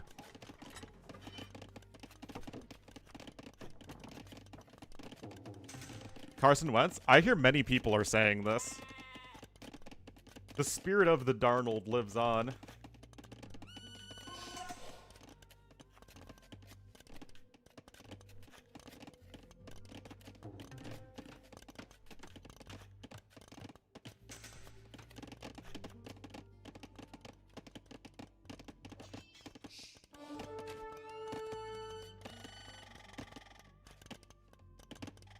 Alright, coming in here for the counterattack.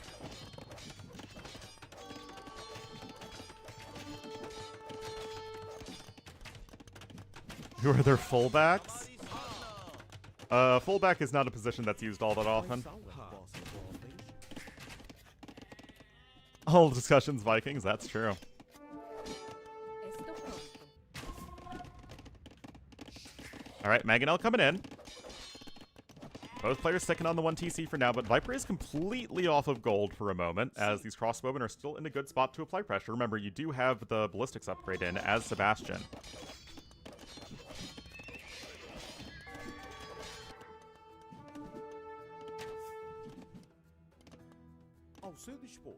Al sul de Spol. Okay, Mangonel is out. Can it get the attack round in? Not really. And Viper is going to be the first player to add in TC number 2. Bowsaw coming in for Sebastian, so all of the eco upgrades will be equalized. You just don't like it? I don't think that's how that works. Alright. Vamsha doesn't really do that much right now. Viper continuing to poke and prod around the extremities of his opponent's base. Getting that second TC in, and I still kind of like Viper's position a bit more going forward.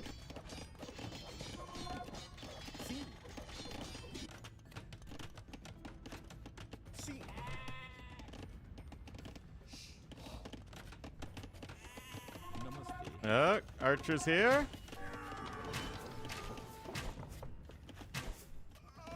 It's a few Vil kills. Ramshas really don't have that very good upgrades, though. Just +1 defense.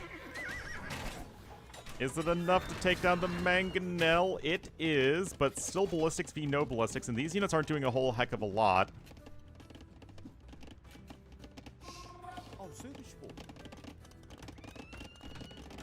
Another Mangonel is out, another one even on the way. And the game is still over. What, even 12 Vils on stone? Hold up there, buckaroo. Ballistics coming in for Viper.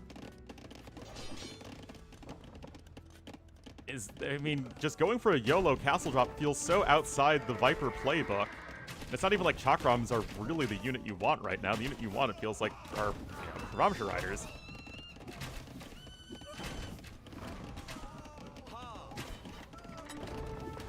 I don't know about any of this stuff, guys. Camels run in, they snipe a mangonel, I guess.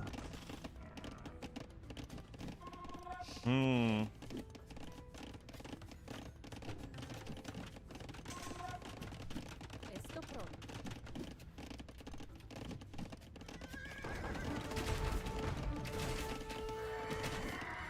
Viper just trying to take good fights where he can. Knights are going to clean up the skirms there, but that mangonel is actually getting pretty low in HP. High ground damage does matter, remember. Even if you deal 1 damage, you're actually dealing 1.25 damage. Because the damage values are actually floating numbers. And Viper doing alright here. Scores are still flip-flopping back and forth. Bloodlines is in. Now you're going to want to start adding in some camels again here. As the third TC is coming in for Viper, but he's still mining a lot of stone. Way salvage boss's ordens.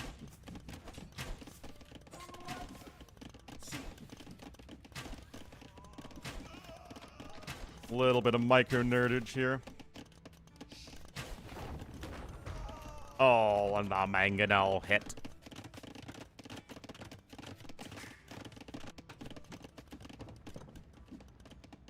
Portuguese can't lose? Is it impossible for the Portuguese to lose? That seems pretty OP. Alright, stable number 2 coming in now. So going to be double range, double stable. Going for the double, actually triple gold army composition here for Sebastian. And is just now going to start to take some stone at the back. Remember, he's only 1 TC. Minimum damage? It sure does.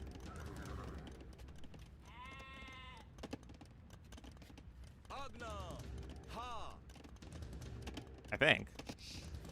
Wait a minute.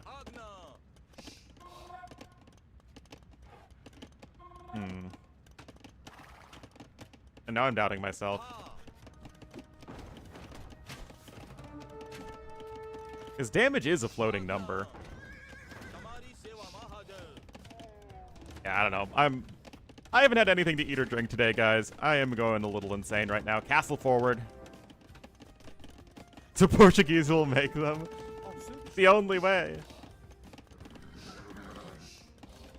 Come on, Viper. Give us the castle in his face.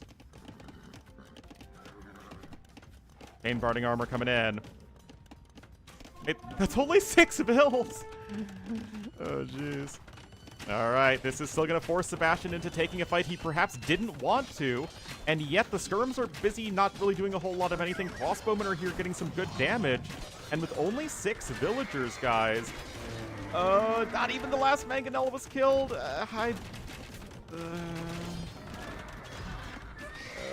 You've got to be kidding me. Oh, jeez. Come on, Viper!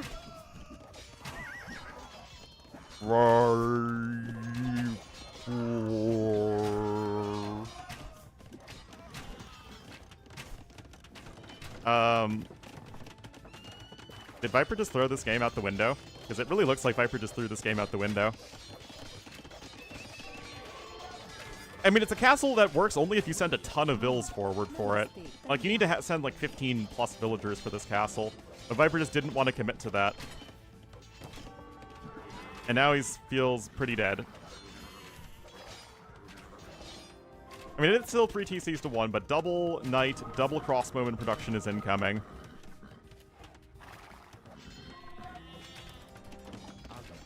What are those vills doing?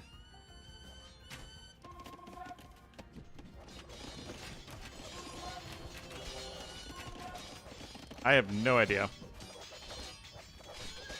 Knights have good upgrades. Crossbowmen have good upgrades at this point. Isn't a forward castle? I mean, I get it because this is a really big hill between the 2 players' bases, so in that context, I do get it, but it does seem needlessly risky.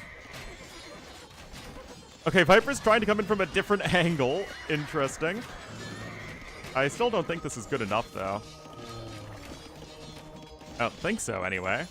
I could be wrong. That is always a distinct possibility. It's a bit of an ugly fight.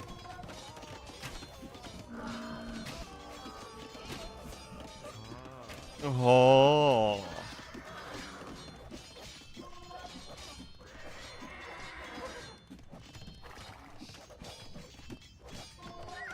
I guess the castle goes up?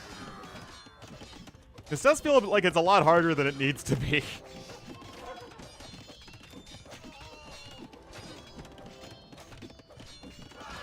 "17 villagers killed here for Sebastian." There's still one building the castle. Yeah, Gurdjara camels are barrels of fun. Third TC being attempted now for Sebastian. I mean, the bill counts are still fairly even at this point. Yeah, Gurdjaras are such a fun civ, man. Hola.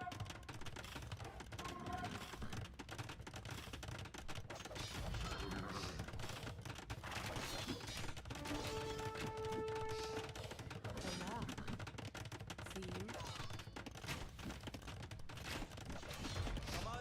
you. Alright, Viper's still looking to apply pressure here. He's back to the big army lead, and honestly, he's closer to Imperial Age, too.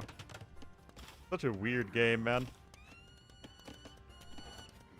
Alright, now we have 8 crossbowmen on the way. Only from 2 ranges, though. Handcart coming in for Viper as well.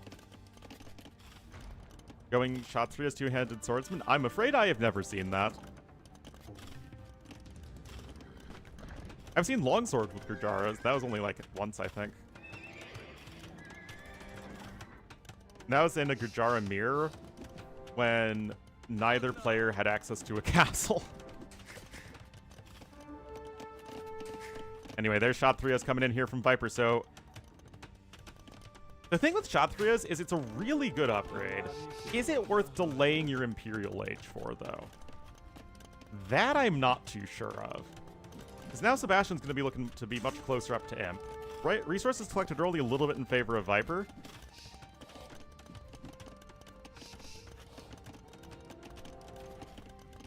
Esto pronto. And there is Imperial Age all the way here for Sebastian. Viper now scouting out the extremities of the map with some outposts. Always love seeing that.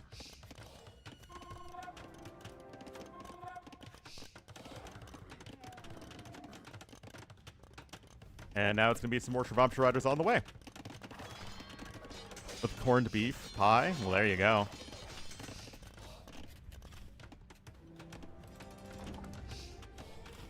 Well, the castle's in. Armored elephant production has begun as well.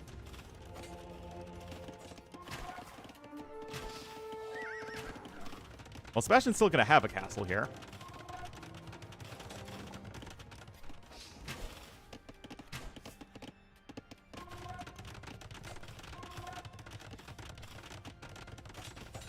Oh, Shatrias is very, very good. Canned corned beef? Yeah, canned corned beef, not the best. Hola. Good corned beef, though. Very, very good. 2 castles is greater than 1 castle, but only if you're only slightly behind in the Imp War, which is not the case at all. Viper is getting a 3rd relic, though, which is nifty. Still looking to do a bit of raiding, but the archer numbers are going to continue to climb here for Sebastian.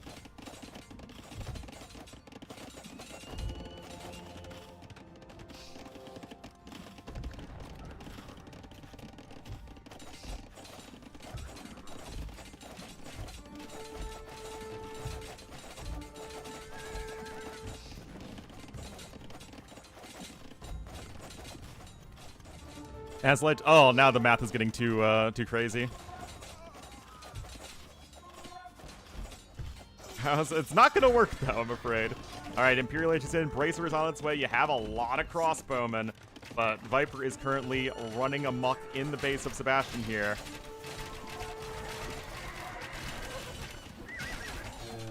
I feel like the archers are probably gonna do fine. Shravamsha Riders are much more, it feels like, an annoyance than a threat. That said, the Gurdjara Armored Elephants are a different matter entirely. Yeah, I really feel like Viper would have just been better off just hooking up to Imp. A Trev first? It would be incredibly greedy to go for Conscription first. Is that what Sebastian did? No, couldn't even afford it. Okay, so maybe the Armored Elephants here can take down the castle. They did get 120 bonus damage at this point. And Viper does click up, so this had to pause his army production a little bit, and if he can get the castle down, then I think this is all worth it. I think. And now it's going to be 0 castles. Viper gets another one up here on the side, and suddenly this play looks a lot better. He's gonna get the TC too? Jeez. All right, Viper. Arb is coming in. No chemistry yet. But yeah, this is looking much, much better for Viper now. Crossbowmen are coming around the side here. And Viper's still utilizing all the map control he can.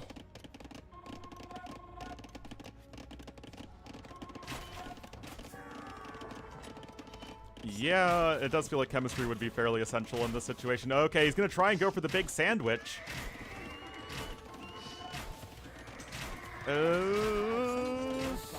I don't...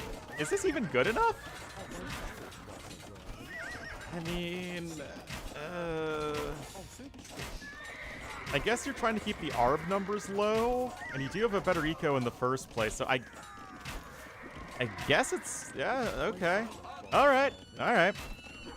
Backing him into the castle. I mean, a lot of Shravamsha Riders run down, but Viper can replenish those relatively easily.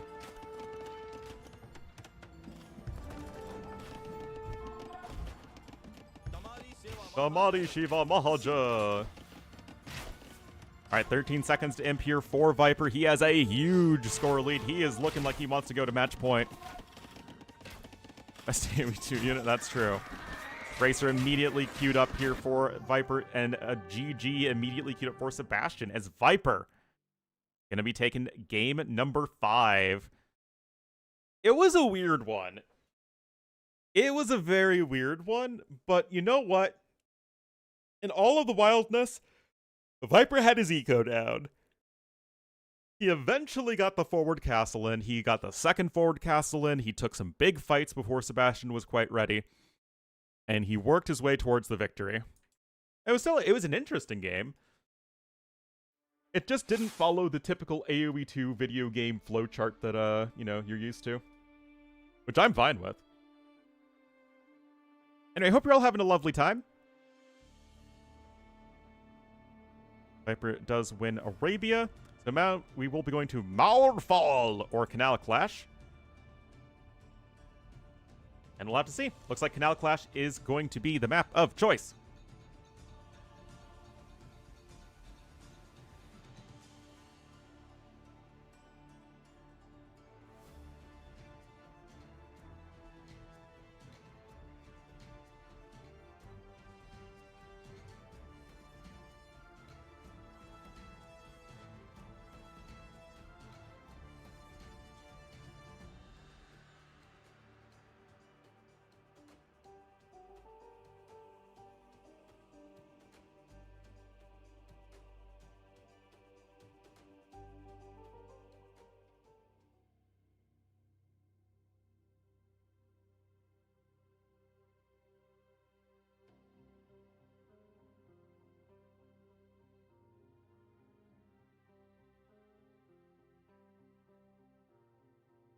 All right. Canal Clash it is.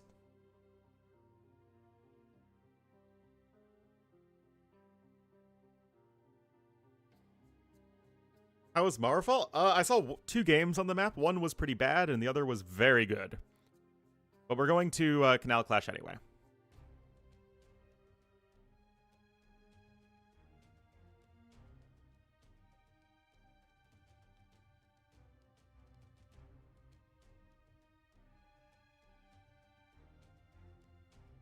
In 1 minute to Saracen attack.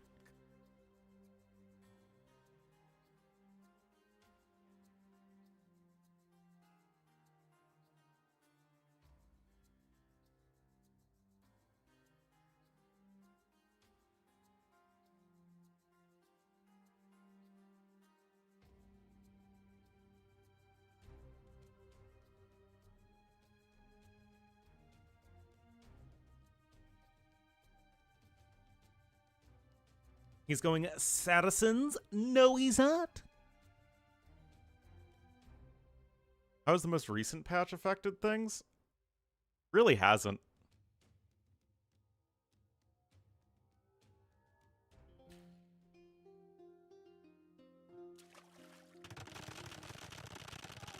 God, how many admin restarts? Jeez. It is a bugged map.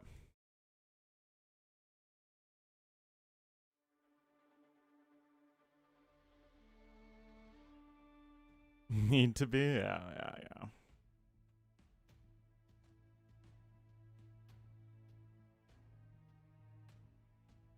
Yeah, they do seem like kind of buggy maps.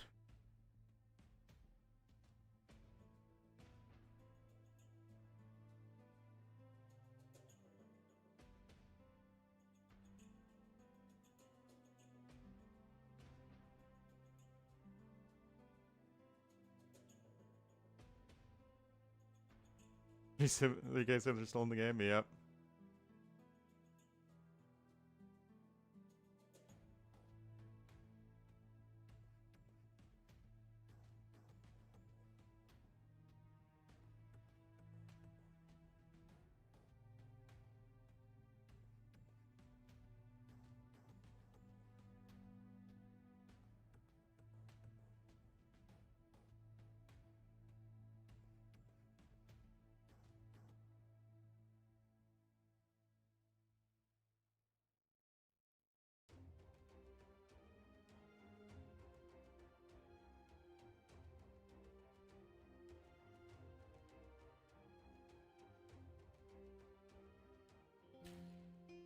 Alrighty. Here we are. It's actually cross spawns again anyway. So we will have tournament life on the line. Sebastian in the blue as the Mongols to the north of the map, and to the south in the yellow as the Spanish. Oh, come on.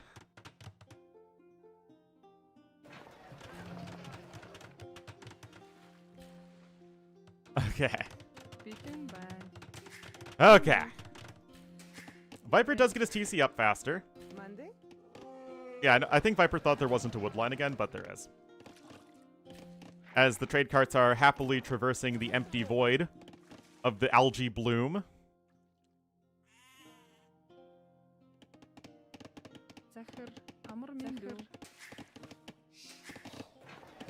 No, Tongans would not have made anyone in China, I think, unhappy, but it's all self-censorship from Microsoft.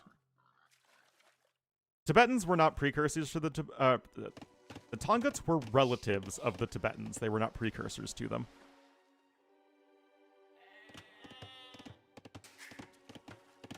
And distant relatives at that.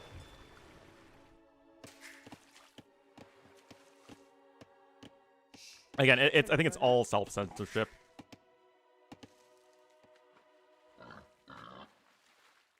Yeah, seriously. Wants to drop. Rip.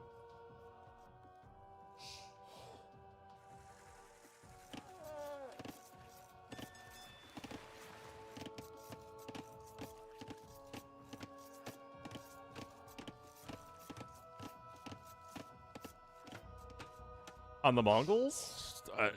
No problem at all.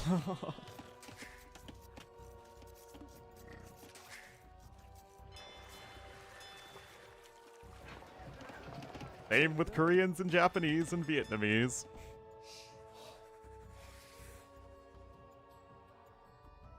Oh, unless you mean like the Mongols in general, in which case the take is indeed the correct the Great Wall.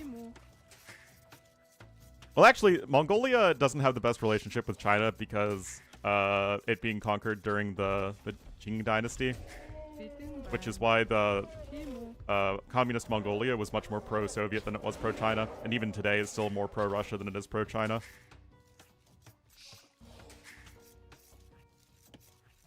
Sebastian, gonna pick up now. No problem with Japan being an AoE too. I mean, everybody in East Asia has a problem with everybody. It's what makes studying it so fun.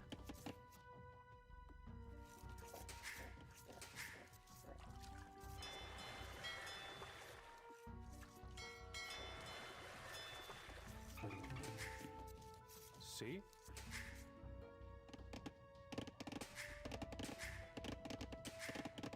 Summarizing why China's so sensitive about Tibet? Because there's a strong feeling of separatism in Tibet.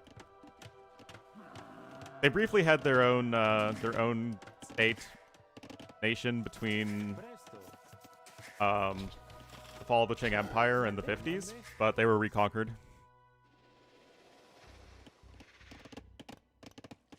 Try to become friends? No, and Japanese, in fact, have done a very poor job at making friends up until recently.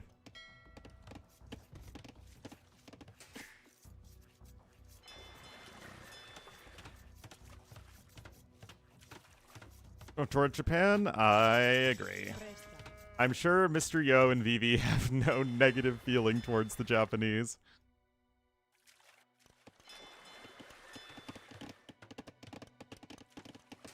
Deeply cordial.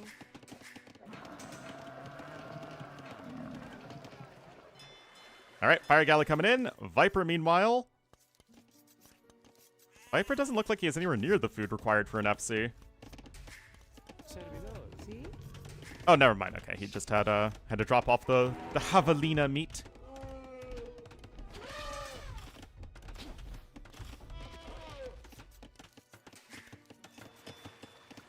Consume opium? Is that really so bad? Opium is good for you. It really isn't, guys. Please don't take me down, Twitch.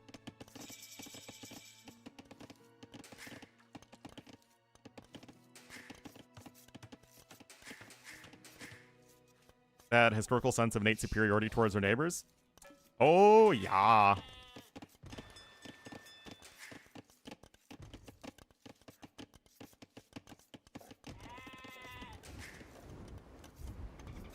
Which part isn't? Dude, with all of this terrain, I have no idea. I think it's all pretty wallable, though. Another dock going to be coming forward here, but will Viper be able to cleanly click up to Castle Age? We don't see a market on the way. In fact, Viper is in a very awkward position right now.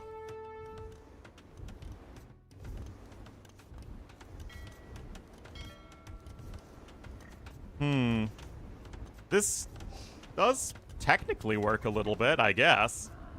He doesn't even have a mill, guys. Oh my goodness.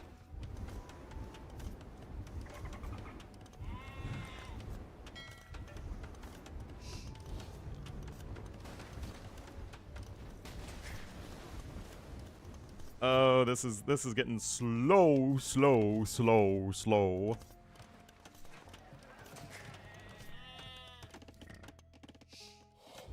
And of course, behind this, Sebastian's not going to make anything else. He's just going to click up to Castle Age as soon as he can.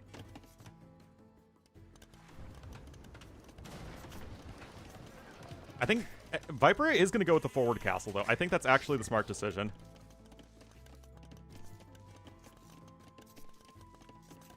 Because there is no land army. Nor would you have any indication that there is one. You look at Viper's scouting. He hasn't seen any forward buildings. He has a villager coming forward over here as well.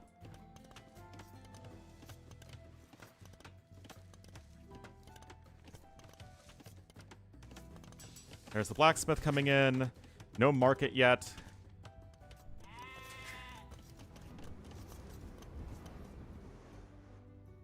Let's see if Viper can make this happen.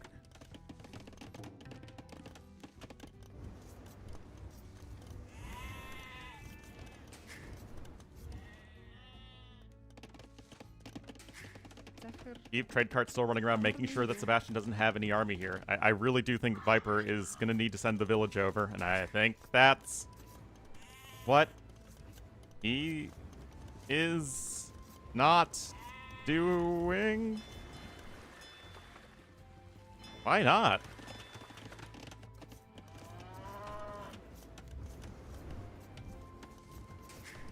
Which, I think I had the Mangudai at 1 and the Conch at 2, if I recall correctly.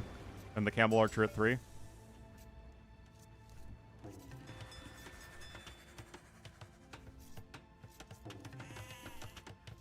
See?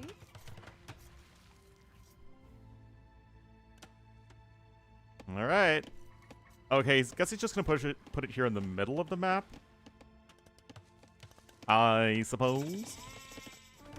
Alright. This will be scouted immediately here by Sebastian. A demo prep? Now that would have been something.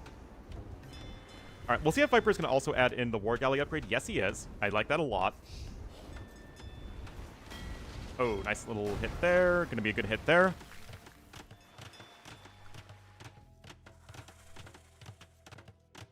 Cogs are number 1.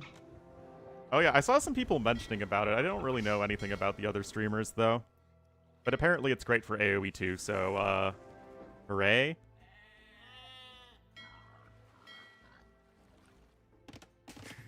Double range coming in here for Sebastian. Of course, Mongol CA are going to be one of the best answers you can get to the Conquistadors at this point. Monastery coming in as well here for Viper, +1 defense. Unless he's going skirmishers. I don't even know why you're making an archer. What does an archer do for you? Heated shot, but neither of these civs get heated shot. I think Mongols don't. Yeah, Mongols don't get heated shot. Spanish definitely don't get heated shot.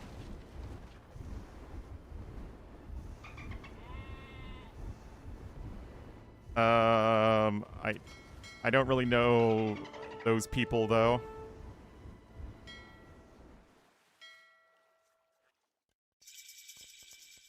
Alright, CA coming in here for Sebastian, but the Conks are already out and about on the field.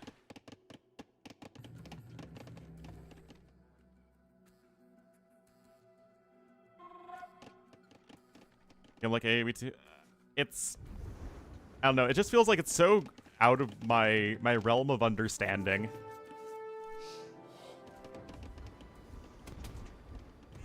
It helps the game? No. You guys don't get it.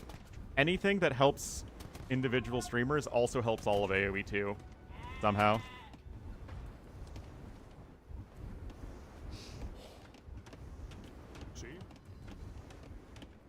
Anyway, some more quick balls need to come in, and looks like Sebastian's trying to bleed through on the side.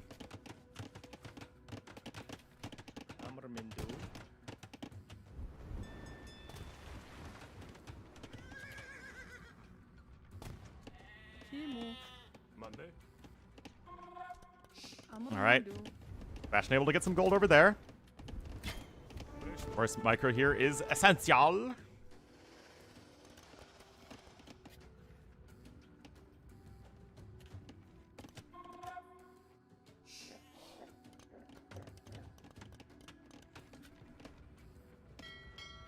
Seeing that video not help AoE depends on if they engage in anything else in AoE.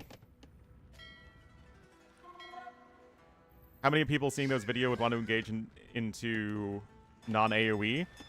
Or non-AoE people want to engage into AoE, and how many of those people who engage in AoE are going to do it anything other than interact with Hera specifically?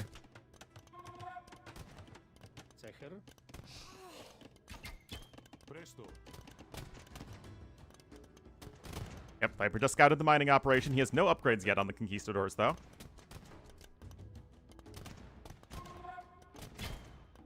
Still, Sebastian's losing some bills here. And Viper's bill numbers are continuing to climb. Even if both are only on the 1 TC, Viper has 5 fishing ships.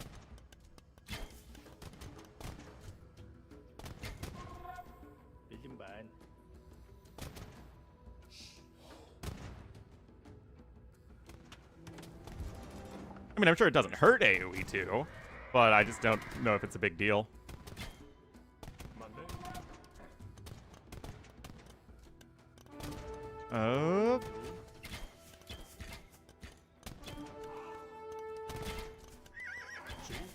1%, I think 1% would be way too high.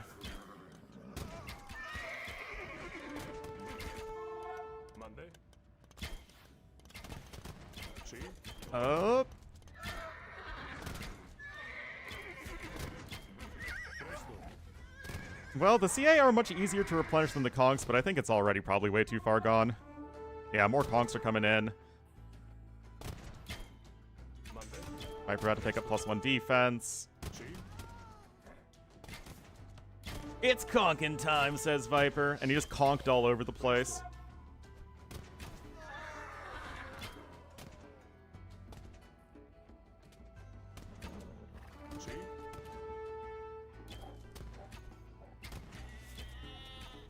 Discover streaming? Yeah, I guess so. Presto. Tapped out? Oh, I'm sure. I mean, Viper is just playing the Spanish here, doing a very good job of it. See? All right, Conks are gonna run back around this way. Sebastian gonna try and expand to get that gold income, but it's just obviously such a disaster for him. Not a sudden disaster. This has been a disaster that's been brewing all game long. I mean, yeah, and chess in general is way more popular.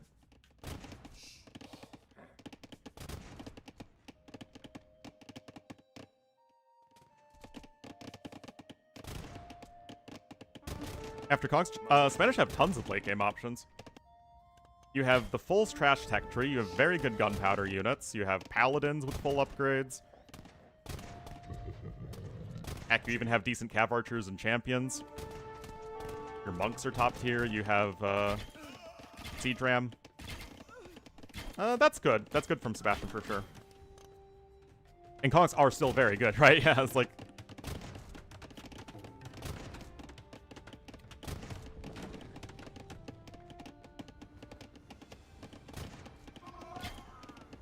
Easy money. Well, Chess also got like a ton of big sponsorships, right?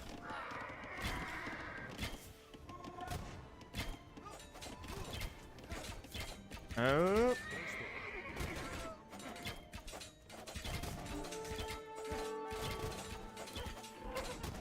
On the...